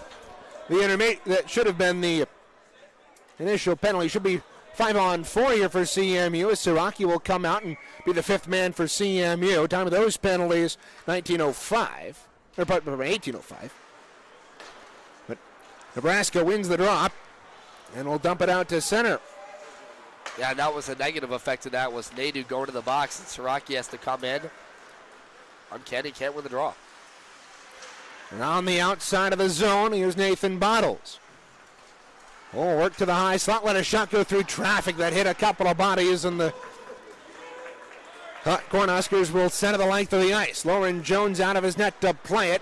Hayes directing traffic. Look out, Detna intercepted the clearing attempt. Bottles, though, good job to come back defensively for CMU, and will charge left to right. 1:16 to go in the period. Siraki dumps it in. 1:09 to go in the power play.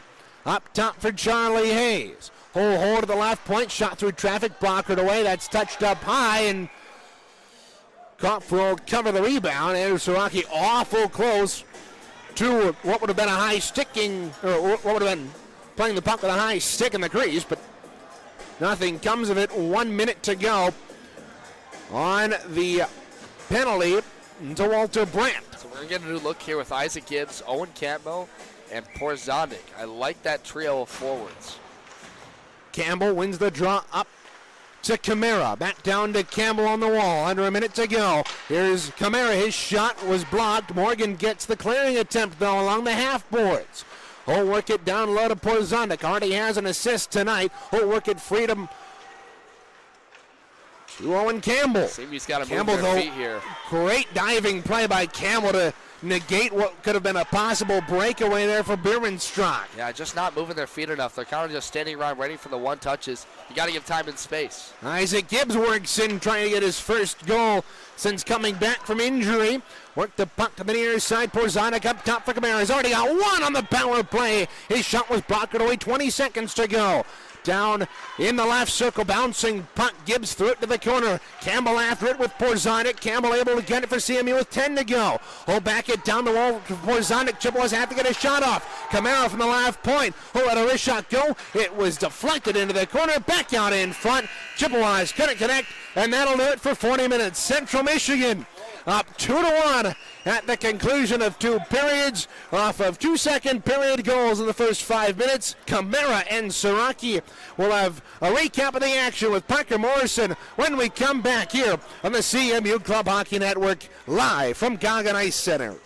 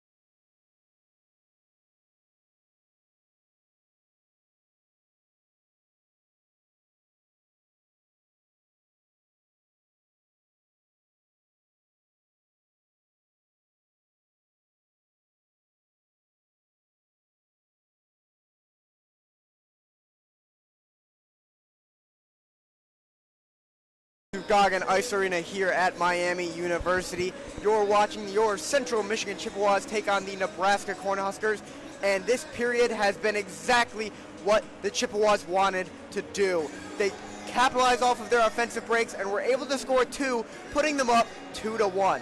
And fun fact about Nebraska when being down after the second period is they have not won a single game. I'm going to say that again. They have not won a single game after being down after the second period, putting the Chippewas at a very, very good advantage here for the third.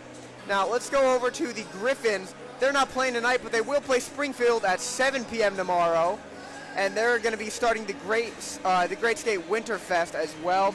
Your Saginaw Spirit is at Flint tomorrow at 7, and the Red Wings are at the Golden Knights, and then they also play Philly Saturday at 7. So a lot of action happening this Saturday at 7.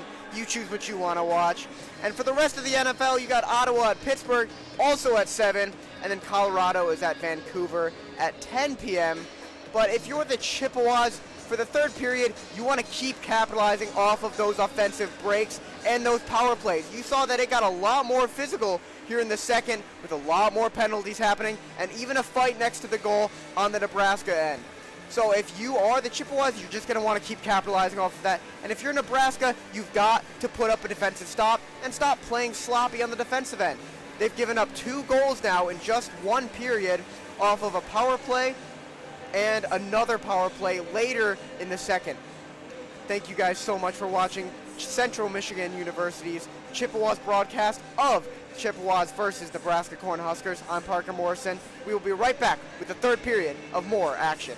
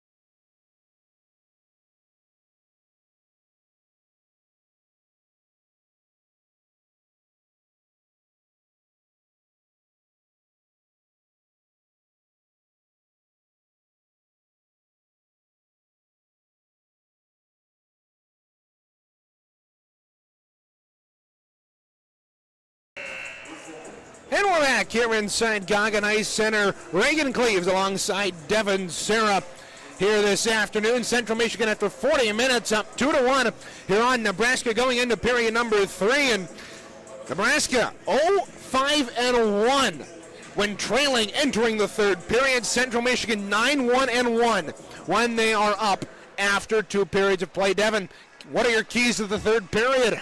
Honestly, Reagan, it's just stick with it. I think CMU has had the majority of offensive chances in that second period, in a large part because they're working a lot harder to not only get to the puck, pressure Nebraska's forwards, but create chaos in front for Cup.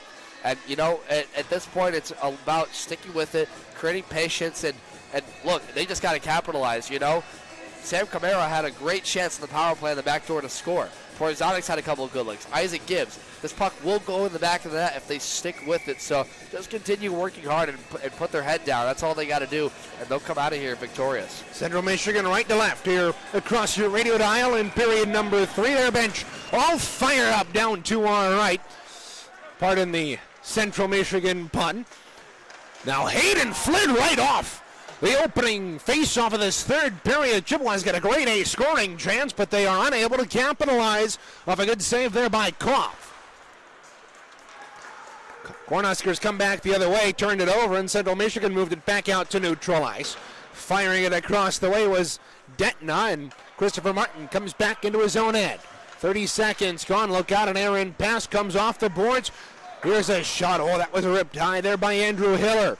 Capped in at the left point, shot through traffic, saved by Jones, the rebound, oh! Another save, and then that comes off its moorings. Great left pad save there by Lauren Jones, and he holds on. Boy, he better check his jockstrap after that one. None of the CMU defensemen came in to clear the puck away, and it forced Jones to have to slide across and make another save.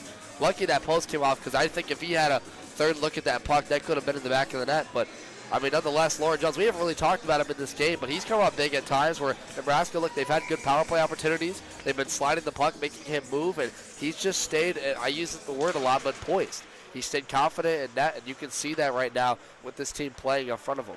Christopher Martin lobs it ahead for Austin Ritter, but it's skirted by him. Icing waved off as Jacobsma could have gotten it. Ritter guides Jacobsma into the boards. It's kicked free to the near side. McGinnis in for it. For the Cornhuskers, taken down as his pass goes off the boards. And Clements plays it to the near side for Charlie Hayes. Stretch pass knocked down there by Detna. Over the line, left side, taken to the outside. There by Clements, and Baker lost his stick. Oh, and that's going to draw a penalty. Very soft call here by the referee. And it's going to be, what do we have here? A slashing penalty on Nebraska. So Central Michigan back on the power play here as Detna heads to the box at 1:22. Yeah, Detna kind of got a soft call earlier after Kyle Chapman got a trip, but that one he's the guilty party of on another soft call. And look, right now CMU get on the power play. They're going to leave off right where they started, have a chance here on the offensive zone.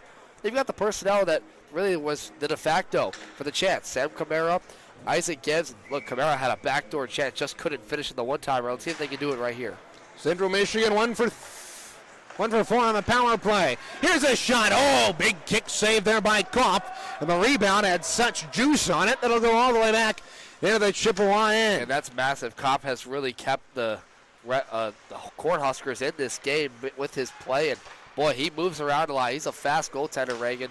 But, I mean, he's doing it all right now for them. I think he's going to see 40-plus by the end of this. Offside barely on CMU. Camara over the line just a hair ahead of the play. So, Reagan, what is CMU's power play numbers tonight?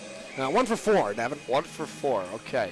That's pretty solid. I mean, they've had their looks right now and continuing a power play goal. Isaac Gibbs picks up the puck, hold back to the left point, slide it across for Miller. Holwick in a shot, saved by Koff, popped up in the air. That's going to be a hand pass on Nebraska. Good call, as it was Jacobsma batting the puck up in the air before it was corralled by Kane Bierenstrock. And they did this well in the second period, Reagan, but Nebraska's collapsing and blocking shots in front. That's all they really can do, because right now CMU is the faster team on everyone. You got to win faceoffs. They didn't right there. But the fact of the matter is, if Nebraska's going to stay in this game, they got to continue blocking shots in front of Koff because CMU, no pun intended, is red hot right now. Up the right wing, over the line, Morgan chips it off the boards. Siraki picks up the puck behind the net. He's pinned to the boards there by Sean Rogers. Siraki comes free with it, trying to feed it out in front. It went off the skate of Binkowski, and he'll lift it down the ice. Binkowski from Minnesota. Siraki's not going to like that. A bit sloppy. Here's Charlie Hayes, up left wing to Isaac Gibbs across that line. He'll work into the shot and seeing it all the way. There was Goff, 36 seconds to go in the minor penalty to Detna. And, Reagan, if you notice, CMU's kind of elected to take a lot of these faceoffs. They really haven't been winning that category tonight, I'd say, but, Brennan Martin's kind of testing them on this. Let's see. They win that one. Charlie Hayes picks up the puck left point, down the wall to Nadeau, back up to Hayes left point. Oh, hesitate his shot, knocked the stick out of the hands of the Cornhusker defenseman, but they take it and left it down the ice. Lots of chasing Central Michigan has had to do on this penalty, on this power play. Yeah, once again, just Nebraska blocking shots in front, clearing it the way.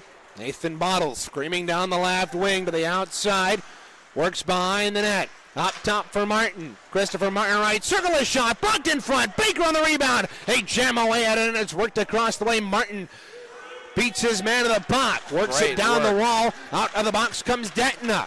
Bottles had the puck knocked away from him. Martin still controls Chippewas, though not on the power play. Still in the offensive zone possession, but they give it away. But look out. Bottles, a pass. Goes paraphrastically onto the stick of Detna, who'll move up left wing. Long shot on goal, and Jones will hold on. It's hard to see the numbers again, but I believe that was Walter Brandt in front. I think Baker was looking to go to Nadeau right in front of the slot area, and he deflected that with his skate. And yeah, you talk about how CMU's winning the battles, working hard on the puck. Christopher Martin did that, keeping it in the zone. But credit to Nebraska. They're making the play when they need to prevent CMU from getting the chance in front and getting the loose man. And really, when it comes down to the fundamental, that's really all it takes when, you're collapsed on defense and you're tired. Nebraska wins the draw, but it splits the defense as they were playing too wide, and 3:50 gone here in the third. Nebraska will have to regroup. Detna tried the pass. He got tangled up with Siraki. The Cornhuskers will have to try again. Here's Walter Brandt across that line. Holwick into the shot, blocked there by Kilb in the near corner. Kilb got decked. Good check there by Walters in the corner. That's the third big hit he's taken tonight, Reagan. He's just a punching bag out there for this Nebraska forecheck group. Detna is dump in. Is it intercepted by Kyle Chapman? Cuts into the slot. He ripped it high. Good opportunity. Tried to split the defense. Will throw another run out in front. Deflected up to the point. Owen Campbell chasing after it. Will come all the way down the ice, and icing will be the call with 15:25 to go here in period 3 on Nebraska. I think Kyle Chapman is feeling it, Reagan. That was a really confident play right there to skate it alone and rip that. That almost looked like Isaac Gibbs skating in. As we mentioned, Kyle Chapman, one of the 3 Chippewas returning from injury, including Owen Campbell, Connor Morgan, and Isaac Gibbs, back to the CMU squad. And he's played a pretty solid game. He really hasn't missed a lot of assignments other than that first goal against them early in that first period. That puck went cattywampus through the front of the net, and Nebraska couldn't connect on the stretch pass. Now here's Sam Camara picking it up off the wall, dropped it off for Campbell. And the Cornhuskers trying to get it out, though it's chopped at by Baker. He'll take it and dump it in. Ritter will tag up, and in go the Chippewas on the forecheck. Nebraska holds behind the net. 5 minutes gone here in period 3. This goes up and out of play. Fans, tune in tomorrow for a day-night doubleheader of Chippewa hockey here on CCHN. We'll start your day off when Men's Division 3 takes on number 4 Missouri State, a massive tilt at 11 a.m. The women's team will also finish off the day against top dog Sioux College, number 1 right now in the CCWHA. Both those games will be right here on CCHN, your home for Chippewa hockey. And Reagan, looking at the slate tomorrow, they'll be followed by Grand Valley and Pitt Jamestown. Then Miami and Arkansas will take on each other. That's another big tilt in ACHA Division 3. Miami and Liberty in Division 2. And then Nebraska and IUP wrap up the day slate for Saturday. And for Central Michigan, it's going to be an even earlier start, 10 a.m., an hour earlier than they first thought coming into tomorrow. They've moved all the games up an hour here in the showcase, and we saw that today with a 1:45 ice time here rather than they previously thought 2:30. This puck goes up and out of play off of Central Michigan, so we'll have a drop to the left of Lauren Jones. Yeah, and CMU gets a date with a very, very good Missouri State team. Probably one of the best I've ever seen out of them in their history. They're 18 wins on the season, 2 losses, not including the overtimes. And 20 wins on the season, 20 actually. wins, yeah. I mean, they really have taken their stand, and they deserve to be top 5 in the nation. That's going to be a big, massive test for CMU. And look, Nebraska played that team close. There's no reason CMU can't. I think that's can't-miss hockey right there, not just if you're a CMU or Missouri State fan, but just ACHA Division III in general. Talk about Missouri State. Tyler Culleton and Jacob Holmstrom, their top 2 scorers, are number 6 and number 10 in the nation as of today. And their netminder, Espen Rieger, is 3rd in goals against average of goalies who have played 10 or more. Let's not forget, Missouri State and Arkansas are going to tip off today, GVSU and Missouri State today, Reagan. And we're curious to see the matchup of that one. You know, Grand Valley State coming off the loss to CMU 6-4 2 months ago, and we'll see how they rebound. I still consider Grand Valley one of the strongest teams in the nation at number 9. And that'll be a big tilt to watch coming up right after this one. Don't know if it'll be streamed or not, but if it is, you'll be able to find it somewhere. Well, you never know. I mean, hell, we couldn't even find a schedule for the Miami Showcase till we got here, Reagan. So not too much social media publicity going on. We better kind of change that narrative here in D3, I think. And I know there was some film we found on Nebraska and Missouri State earlier this week. Was that Nebraska or Missouri State that published that? Both. Okay. Nebraska's broadcast network. Okay. Playing out of Omaha, but yeah. Look out, the Cornhuskers in on goal. McGinnis chopped it wide. Across the way, it's worked up to the left point, kept in by Rogers, who'll spin around a wrist shot, and it'll rim around to the near side. Look out, here's Connor Morgan. He's got Bottles with him behind him, and coming back is Bonthius, and Bottles couldn't finish with the backhand. Good rush there for Central Michigan, but look out, they got to come back defensively. Nebraska had a 3-on-2 momentarily. Now, Bottles wrapped it around, pours on it. Oh! Barely. A fingernail offside. Just barely. I don't even know if you could put you just said fingernail.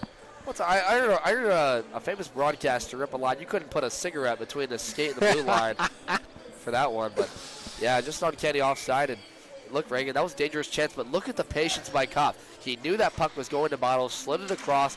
Great positioning. Not allow that to go 5-hole where Bottles is trying on the backhand. He loves that shot. 12:18 to go here in period 3. Reagan Cleaves, Devin Sarah on the call for you here from Goggin Ice Center. Parker Morrison serving as both our intermission reporter and our cameraman here this afternoon. Nebraska forced a turnover, but they miscued at the line and thus have to regroup.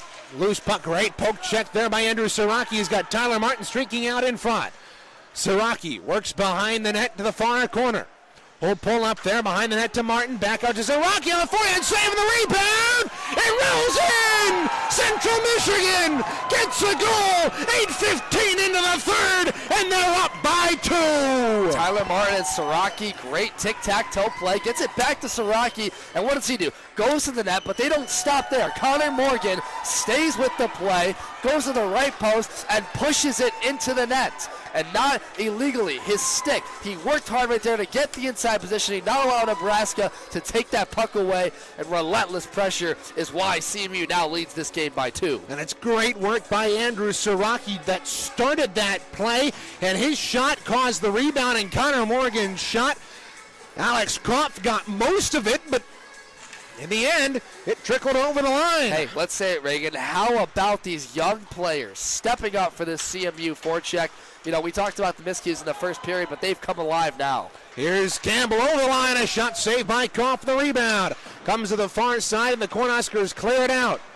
Morgan scored that goal from Siraki and Martin. And talk about a backbreaker for Nebraska after they had a good look coming the other way. It seemed like they were just generating some momentum, and now all that's gone away for them. Campbell's shot is corralled there by Alex Koff. 11-12 to go here in period 3. Now Central Michigan up to a 2-goal lead here in this one. Morgan just, more of a small body forward, but he's been putting up historic numbers for rookies. Now with his 7th goal of the year, 13 points there. And, Siraki now a 2-point night once again. I mean, he is really, you don't even see him out of the ice as much as some of, more notable players, Porzondnik, Campbell, Gibbs, but he gets the job done. And, every time he steps in the ice, just good things happen with the CMU forecheck. And even now, the other way, I mean, they just hustle a lot harder. Everyone's doing their part right now.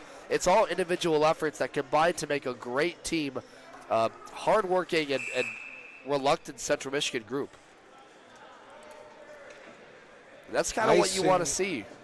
Icing call here on Nebraska, and they will take a timeout. We'll take one as well. You're watching CMU D3 Club Hockey on CCHN.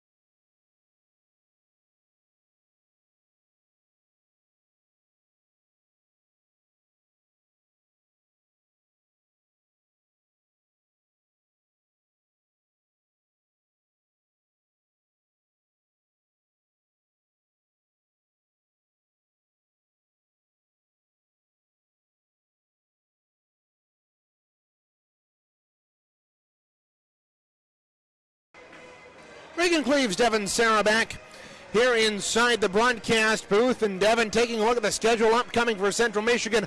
After tonight, they finish up the showcase against Missouri State and IUP. Then they've got a series against Lawrence Tech, who is highly ranked in the ACHA. Yeah, that Lawrence Tech series is one to circle. The history between them in 3 matchups last year. Lawrence Tech got the best in one of them, and CMU with a tie and a win came at the right time for them. Campbell right off the draw was denied by Koff. He spun hard into the boards though.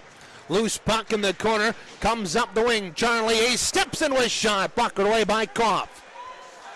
Rebound to the near half boards. Hayes had it hop over his stick. Look out, charging after the puck. Here is Bonthias. Clements, though, good job to hustle back to win that puck.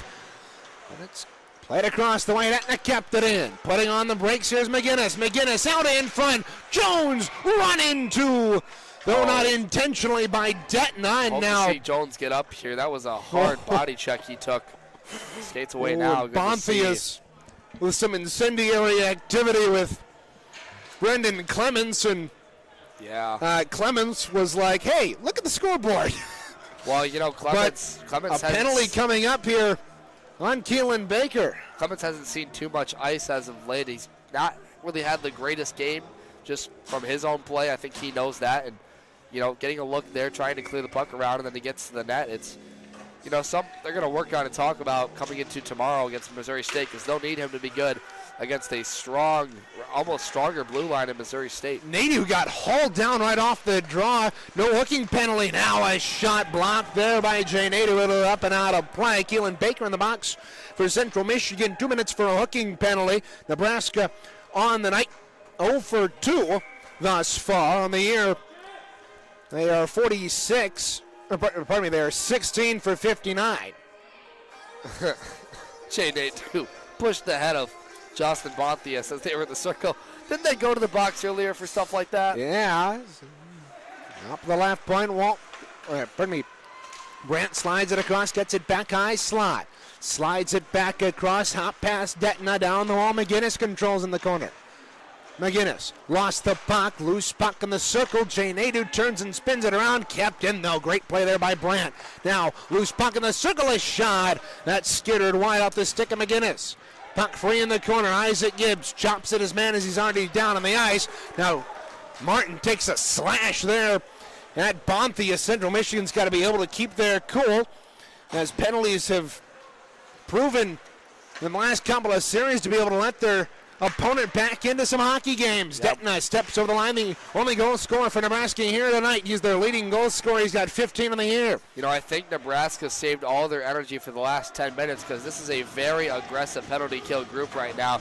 They're taking it to the Chippewas in their own zone, and that one they finally clear out. This almost looks like a Nebraska power play, just the way they've been able to skate with it through center. Oh, look out. Andrew Porzonik forced the turnover at center ice.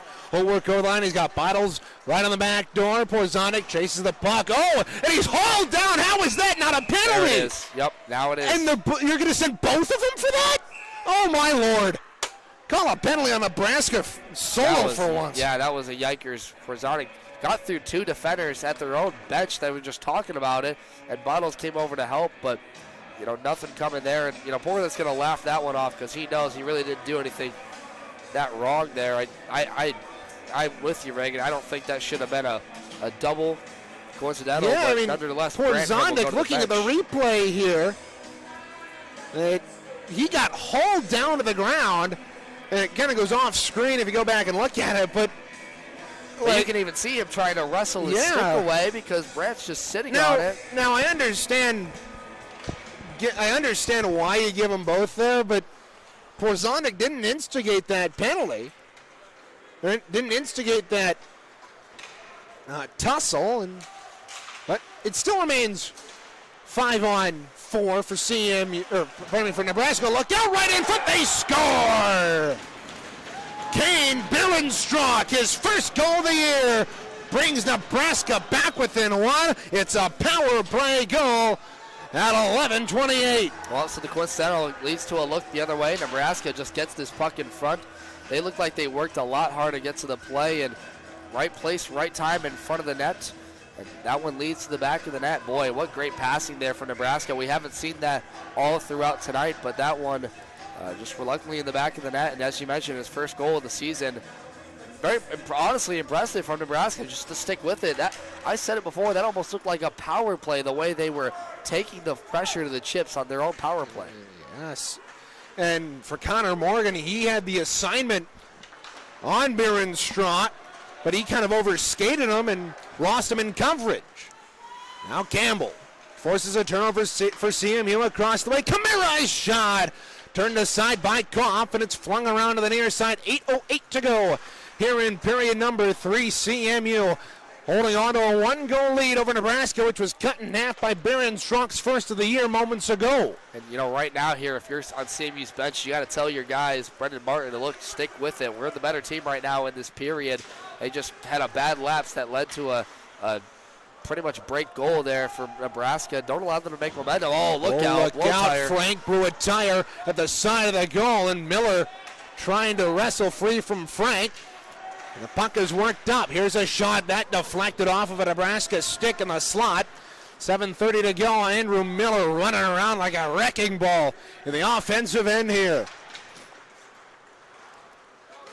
Nebraska passed ahead, took a deflection off of the skate of Ben McGinnis.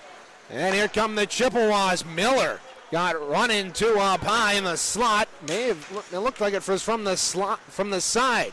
Now look out, Bienkowski dancing around the offensive end. His shot from the left circle goes wide. Up at the right point, McGinnis turned around. Now Jay Nadeau spun around, ahead to Isaac Gibbs, chasing the loose puck. Koff worked that puck away. Across the way, here's Bienkowski. Up the left wing after he's crunched to the boards. 6:44 to go here in period 3. CMU, that took an odd hop off of the stanchion and comes back out to neutralize. CMU holding on to a one-goal lead here. They've gotten goals from Kamara Suraki as well as Connor Morgan. Nebraska has goals from Detna and Bierenstrock. And Reagan, that went off right the stanchion in front of the Missouri State players who are watching this game eagerly, ready to take the ice against Grand Valley. And, you know, they're going to play the Chippewas tomorrow, so you know for a fact they're looking at this CMU team, trying to kind of figure out what they're scheming, what they're kind of doing on the ice. And I'll bet you what, they better take note of the look hard out. work. Bottles works around. He's got a 2-on-1 with Flynn. Bottles down the left wing. Backdoor to Flynn. He missed a wide open net. Oh, my, Hayden Flynn, he's just been snake bit this entire year. Can't capitalize on that. Flynn got his first goal in the GVSU series, but could not capitalize on that beautiful 2-on-1 opportunity. Chippewas can't clear it. Kept in by Bierenstrock. Fed out in front. Loose puck goes to the near side. That's spun around, but Keel worked it free. Kept into the right point by Jacobsma. Fed it across. Bonthius holds on the wall. Spinning it around behind there for Davis. Davis, sharp angle shot at the side of the net. And the Cornhuskers, 5:21 to go here in period number 3. Porzondik and Brandt both hop out of the box. And you know what was impressive about that break chance, Reagan, was Bottles had a lot more patience. At first, sometimes we've seen Bottles be more of a shoot-first mentality. That time he gives a look to his line mate, Hayden Flynn, who's got that in his breadbasket. And boy, Donnie Brooks, you got to finish that one, man. But I'm sure he'll learn from that and move on, and no worse for wear. Time winding down here in this third period. Nebraska, the only goal in this, both teams getting goals in this third. Morgan opened the Chippewa lead to 2 at 8:15. Bierenstrock cut it back down to 1 at 11:28. Morgan's barely trickled across the line for his 7th of the year.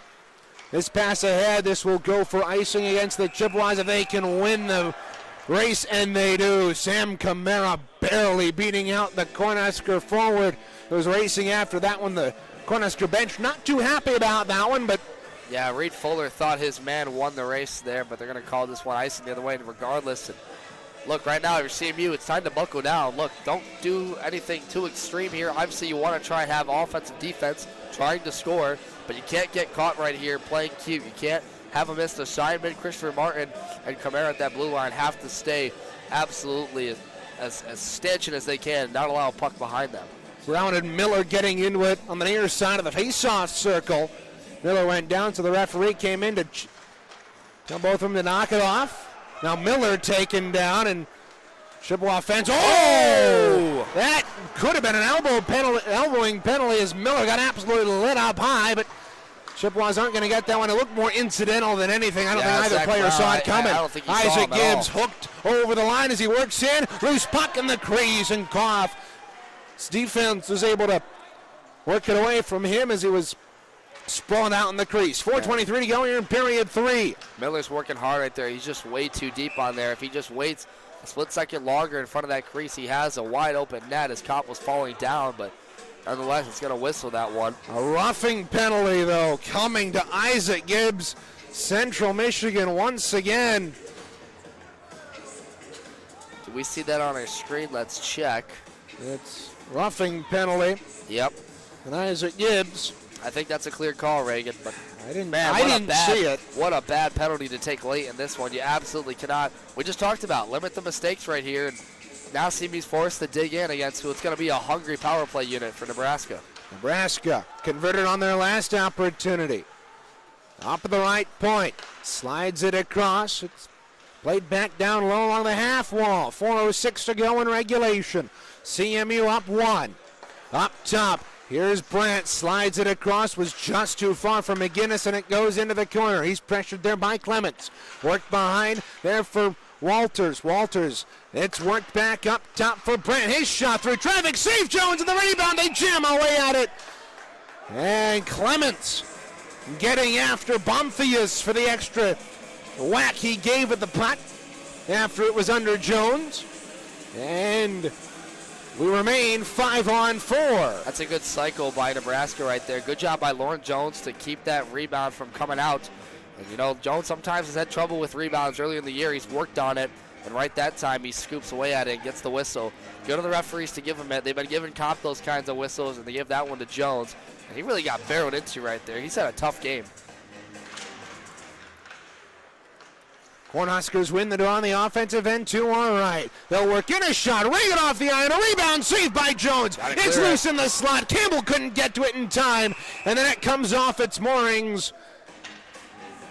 And we're going to have a draw on the defensive end for Central Michigan once again. That was their own man who knocked it off there. I think Charlie Hayes was coming in to help Jones. It was Jones coming across. Yeah. They knocked the net off its moorings. That's happened a couple times tonight. You wonder about those postings, right? You know, we see this all the time at Martin, our own arena, Martin Ice Arena, but this is very uncanny, you know, playing on the... I mean, it came off very easily in that opening period. Now look out, the Cornhuskers threw it to the back door, and a miraculous save on the right pad of Lauren Jones. They got it past him, but he was able to save it with the tip of the pad. Holy mackerel, as Mickey Redmond would say. That was, I mean, point blank. I mean, you can't get a better look than that one, and Lauren Jones driving across. Let's see this one again. Oh, my goodness. 3:04 to go. Wow, back door. And it looked left like pad. Oh my. It looked like the Cornhusker kind of miscued on that. He put it back across the crease, and I thought it might have hit Jones in the right pad and gone behind him, but it managed to stick just above his knee and stay out of the net. Now look out, the Chippewas cause a turnover, and Jay Nadeau couldn't control it, but he gets back to it and shovels it up to the right point. Keelan Baker down the wall. Chippewas great forechecking the offensive end here. Nadeau is pinned to the ground, trying to get up, and a penalty coming up here. Yep. Oh, and look who it is again, number 25, Walter Brandt. And Nadeau's still trying to get up. I want to see who this penalty is going to be on, because if it's not a coincidental, Chippewas might have a power play after 11 seconds here, but we'll see as the referees are consulting Nadeau, across the way. If we're looking at this again on our CCHN monitor, it looks like Nadeau's the one that goes down on top. I mean, he's already down on the ground, and then he's held to the ground there by Brandt, and we'll see what the penalties are here as the scorer's table is right in front of us. See what the referee calls. 2 minutes for roughing, so it's only going to be on Nebraska here. So after 11 seconds, CMU will head back onto the power play. Yeah, and you know, Brandt's had a tough night sometimes. He's got a little bit frustrated with CMU forwards, and it's probably just some, I wouldn't call them scrubs, but just, you know, incidents. And right there, Nadeau gets the benefactor of it, getting taken down. And I think really the difference was being held right there. But, you know, that's a backbreaker because Nebraska looked like they had something going on that power play, and then Nadeau was working hard to make, you know, kill off time in the forecheck area. And now you got 11 seconds of 4-on-4. You're going to have basically an entire power play for CMU with 2:28. And look, Nebraska was able to score shorthanded earlier, so it's not out of the question they could do it. But, you know, CMU wasn't shorthanded. No, it wasn't. No. But nonetheless, I mean, they were working hard on that last shorthanded group. And right now, CMU's got to buckle down. They got to control this puck and just keep this one in the offensive zone. Nathan Bottles wins the draw for CMU up to the left point. Hayes, 6 seconds to go until we got a power play for CMU. Across the way, Christopher Martin. Across the way, here's Bottles. Out of the box, hops Gibbs. CMU is on a power play over the next 1:46. Great work by the Cornhuskers to work it free in the corner. Charlie Hayes, though, down low, causing some havoc. Nathan Bottles picks up the loose change around the outside, feeds it to the near side off the boards. Here's Nadeau. Nadeau in the corner. 2 minutes to go in period number 3. CMU up by 1. Hayes across high slot to Martin, and a penalty coming up on CMU for a slash. Is right, Devin. Jay Nadeau is going to head off, and yeah, that's going to be a 4-on-4. Just after Nadeau got away from the roughing on Brandt, he slashes right there, and we don't really get a great look at that, I don't think. But just, yeah, difficult penalty to take late in this game. Nadeau's too skilled and too experienced of a player to take a bad penalty like that. And 1:55 to go now. We're looking at a 4-on-4 for the next 1:27. It'll give Nebraska roughly 33 seconds of a power play. And Koff is already standing on the hash marks right in the middle of the slot. And he is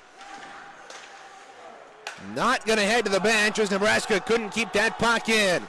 They have to regroup. 1:45 to go in the third period. Isaac Gibbs causes a turnover, and so he'll regroup back at neutral ice. He fed it back to Christopher Martin across to Sam Camara. 90 seconds to go here in regulation from Goggin Ice Center. Central Michigan up 3-2 on the number 13 team in the nation. Look out, here's Isaac Gibbs on the stretch pass. Across that line, back door to Porzondik, he scores!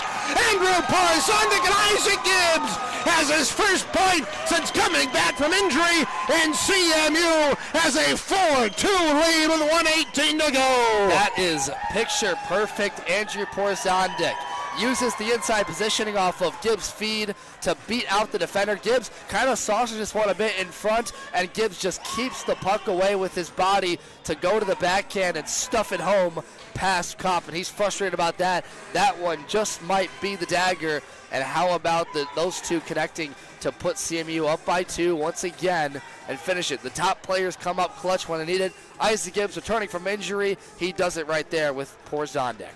Martin gets the secondary assist as he made that pass all the way from in his own end. Isaac Gibbs picked it up at the left point in the Nebraska end, and he had Porzondik right on the back door, and Central Michigan is right back on top. Here's Owen Campbell with 64 seconds to go. He's got a 2-on-1 with Baker. Across the line left side. Campbell fires a shot, and where's that puck? It's loose on the far side. Is it in near side? And Koff, that's inches from the goal line, and Campbell's just getting harassed. Yeah. Behind the net. And you know what? Good for him to stick with that, because after that initial shot attempt, watch this. He waits on it, comes back in, and tries to whack away at it again, and Campbell just can't stuff it short side, looking for a goal in his return. And that little scrum to the far side diverted from the fact that was almost in. It was Koff made that save with the toe of his pad, and it laid on the post. It laid between his post and his skate, and that's a good save by Koff. Some might call it lucky, but 56 seconds to go. CMU still in the leads by 2. Now on the back door, Siraki. He couldn't get a shot. He couldn't get it through. Rogers blocked that shot. As the net came off its moorings, we have another stoppage of play. We're still 4-on-4 for another 24 seconds before Brandt comes out. Nader's in the box for the rest of the period. Now loose puck right off the draw. Nebraska cannot clear it. Siraki turns and wraps it around the boards. 42 seconds to go here in period number 3. Central Michigan up 4-2 on the number 13 team in the nation. Nebraska started out strong, but they allowed 3 unanswered. Now over the line. There's a shot kicked away by Jones. Out comes Andrew Siraki down the left wing. He's already got 1 tonight. Brandt's out of the box. Chippewas on the penalty kill. Nebraska, they turn and fire it out, but here's Bierenstrock. Moves it off the boards. Brandon Clements back into his own end. Throw it up through neutral ice. Taking it there is Walters. Walters down the left side, Weber. He's held to the boards, and we got a stoppage of play. Look out, Weber is going after Clements, and Clements is fighting back, and Hayes comes in to pull his man off, and Clements was just getting manhandled. Yeah, Bergman was right on top of him the whole time. Clements just laying down the ice. Walters, yeah. Weber is number 9. Well, regardless, that's just a frustrated team, and he's actually going to get, I think, sent right here for that. And he's going off to the Cornhusker bench. I can't determine why he's not getting a penalty, but it looks like he is going to head off. And Clements. He might get sent off for fighting as well. We'll wait to see over there, though. But we'll wait to see what the penalty is. But it looks like that altercation kind of started when Clements ran into the board, or when Clements ran Weber into the boards, and then Weber kind of continued the altercation as he forced Clements to the ice, and then Clements took a couple of whacks at him. And hey, depending on what they call this, Reagan, Nebraska's got a game to play tomorrow against IUP. It could matter if they send him off for this one and, instigating that fight. Yeah, it depends on what the penalty call is. If he was instigating. I didn't get a great look at the incident, but I don't. It's not a matter of instigation. It's a matter of whether they call this a fight. Because if it is a fight, then both Clements and Weber are gone for the next game. Right. And you certainly want Clements, although he's had a lackluster, maybe not lackluster, but just frustrating game at times. Looks like they're going to call it. Both teams coming off the bench, and Central Michigan has won. Although the end of the game came In a bit of anticlimactic fashion, Central Michigan, the number 24 team in the nation, has knocked off the number 13 Nebraska Cornhuskers, and they have beaten 2 straight ranked opponents, Devin, as they come into playing the number 4 team in the nation tomorrow, Missouri State at 4. We'll recap this one and more when we come back for the postgame show here from Goggin Ice Center. 4-2 the final from Oxford here on YouTube.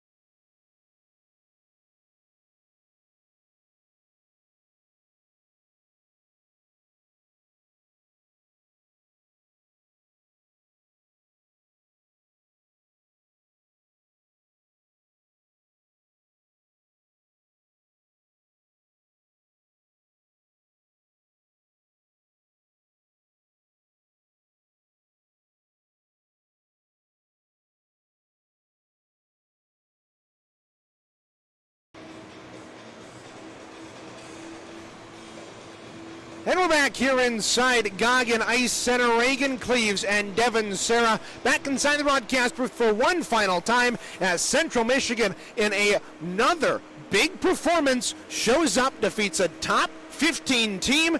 4-2 here this afternoon against Nebraska. Devin, what are your thoughts on that performance? All around a resilient effort. They started off the game a little bit slow, allowed Nebraska to get out of the first goal from Detna, one of our players to watch on Nebraska's side. But after the first period, they came to life and they became a much more physical, hard-working, disciplined team. And how about the young players? This young core of Central Michigan's team really stepped up tonight. Guys like Sam Camara got us started with the power play goal. Andrew Siraki, once again phenomenal, continuing to play like a two-way forward.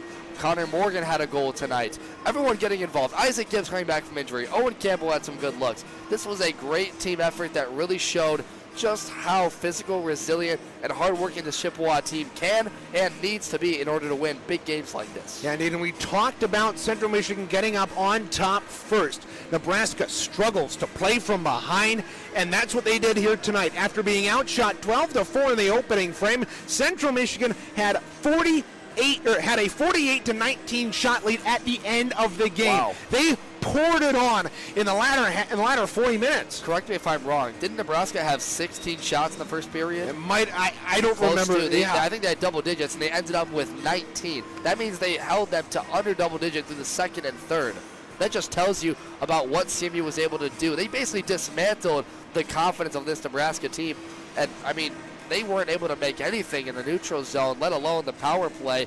It sometimes looked like CMU was a man up when they would have that advantage. Yeah, and you talk about Nebraska struggling to play from behind. They are now 0-6-1 when trailing after 2 periods of play. They are not a third period team when they're down. They struggle to play, but for Central Michigan, they now are 10-1-1 when leading after 2. It's a tale of two different third periods.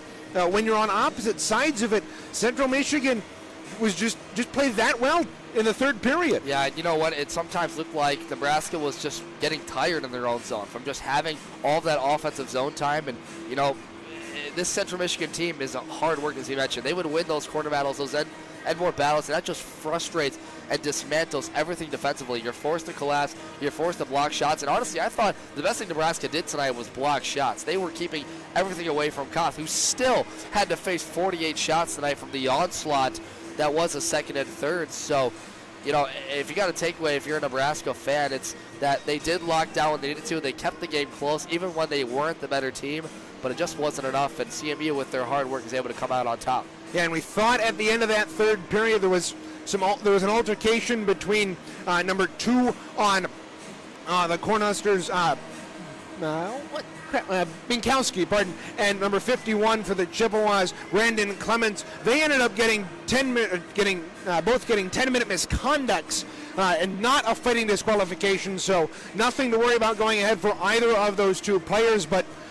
For Central Michigan, it still is a good win here this afternoon. And you know what, Reagan, you said it before the break. Their second straight win against a ranked opponent. They were 0-4-2 against ranked opponents coming into this, or before that Grand Valley win 2 months ago. And now they continue that against a pretty good Nebraska team. How long do you think Christmas break has been? Oh, goodness. It's only been a month and a week. Really? Since we were on the air. You keep saying 2 months. Hey, I've been in the Matrix somewhere, I guess, because I've been completely off schedule with my time. But look, it's still a long time, and you know, look, we did see that. I think CMU looked slow to get out of the game. We talked about the 4 a.m. bus ride. Would that be an effect in this game? It was in the first period, certainly. But they were able to overcome it and play a really full 60, or I should say full 40 minutes. Yeah, taking a look now at our players to watch. Kyle Chapman and Isaac Gibbs for Central Michigan. Gibbs got his first point since being injured in his first game back with 1 assist. Kyle Chapman didn't get on the board, but he made a couple of nice defensive plays. Well, you know what? He did exactly what we thought he could do. Be the stay-at-home defenseman, make the smart read, and he showed a little bit of offensive prowess. He skated a couple times. I made the comment he looked like Isaac Gibbs at times. Really, really great performance from that defenseman.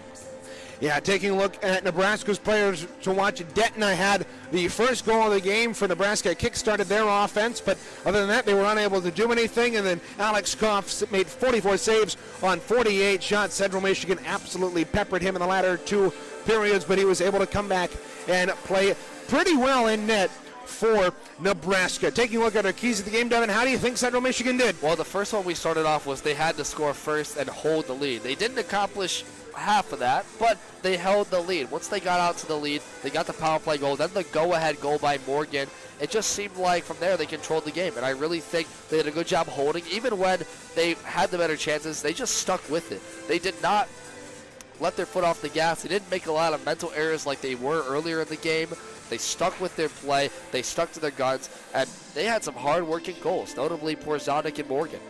Yeah, indeed. Taking a look now at our three stars of the game. Sam Camaro with the first goal of the night on the power play, slots in at number 3. Andrew Siraki with a goal and an assist. And then Andrew Porzonic, the team leading goal scorer and assist getter, and therefore point scorer for CMU, gets his 14th of each respectively. Oh, and just all around an impressive showing. And we give the 3 stars to the Central Michigan, group, but I give a whole star to the young core of this team. Guys like, as you mentioned, Camara, Morgan.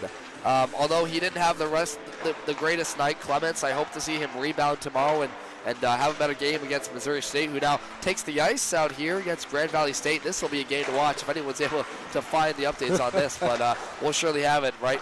But no, just overall, I think the young players stepped up, the returning players stepped up, and that's what they needed today, and they got the job done in a very impressive win that's going to give them momentum and still stuff to work on heading into Missouri State tomorrow. Indeed, taking a look at that game tomorrow, Central Michigan improves to 11-5-2 on the campaign. Missouri State coming into this game down below us right now are 22-1-1. So we will see how GVSU, who lost their last series to CMU, we'll see how they rebound from that against the number 4 team in the nation. We will be back on the air tomorrow around 10 for a 10 a.m.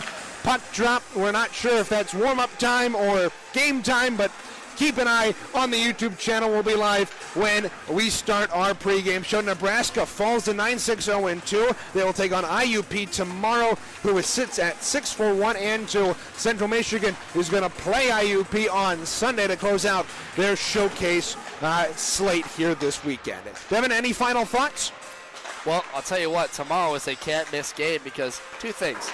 Missouri State, number 4 team in the country. They've looked like one of the best teams in the Mid-American Conference for hockey. And then an NCHC team in Central Michigan running off 2 straight ranked wins. This is a clash of the Titans. And even though CMU finds themselves number 24, this could be upset alert for tomorrow. And we'll be on the main rink tomorrow, yeah, here at Goggin Ice Center. So fun. Very, very excited to call a game from there. And, I think it's so great to be back and down here the stretch. This is going to be a fun next couple of 2 months to watch Central Michigan hockey. And I can guarantee you Central Michigan will be rested for tomorrow's game. Yes, a full 8 hours of sleep. Not getting up at 5 on a bus ride down to Goggin, but for Central Michigan, it's good to show that they can still win and rebound from bus legs, as it's known, a 7-hour bus trip down here to Goggin, but they start off the weekend right with a 4-2 win over Nebraska. Well, before we head out, we'd like to thank Parker Morrison for working the camera for us here this afternoon, along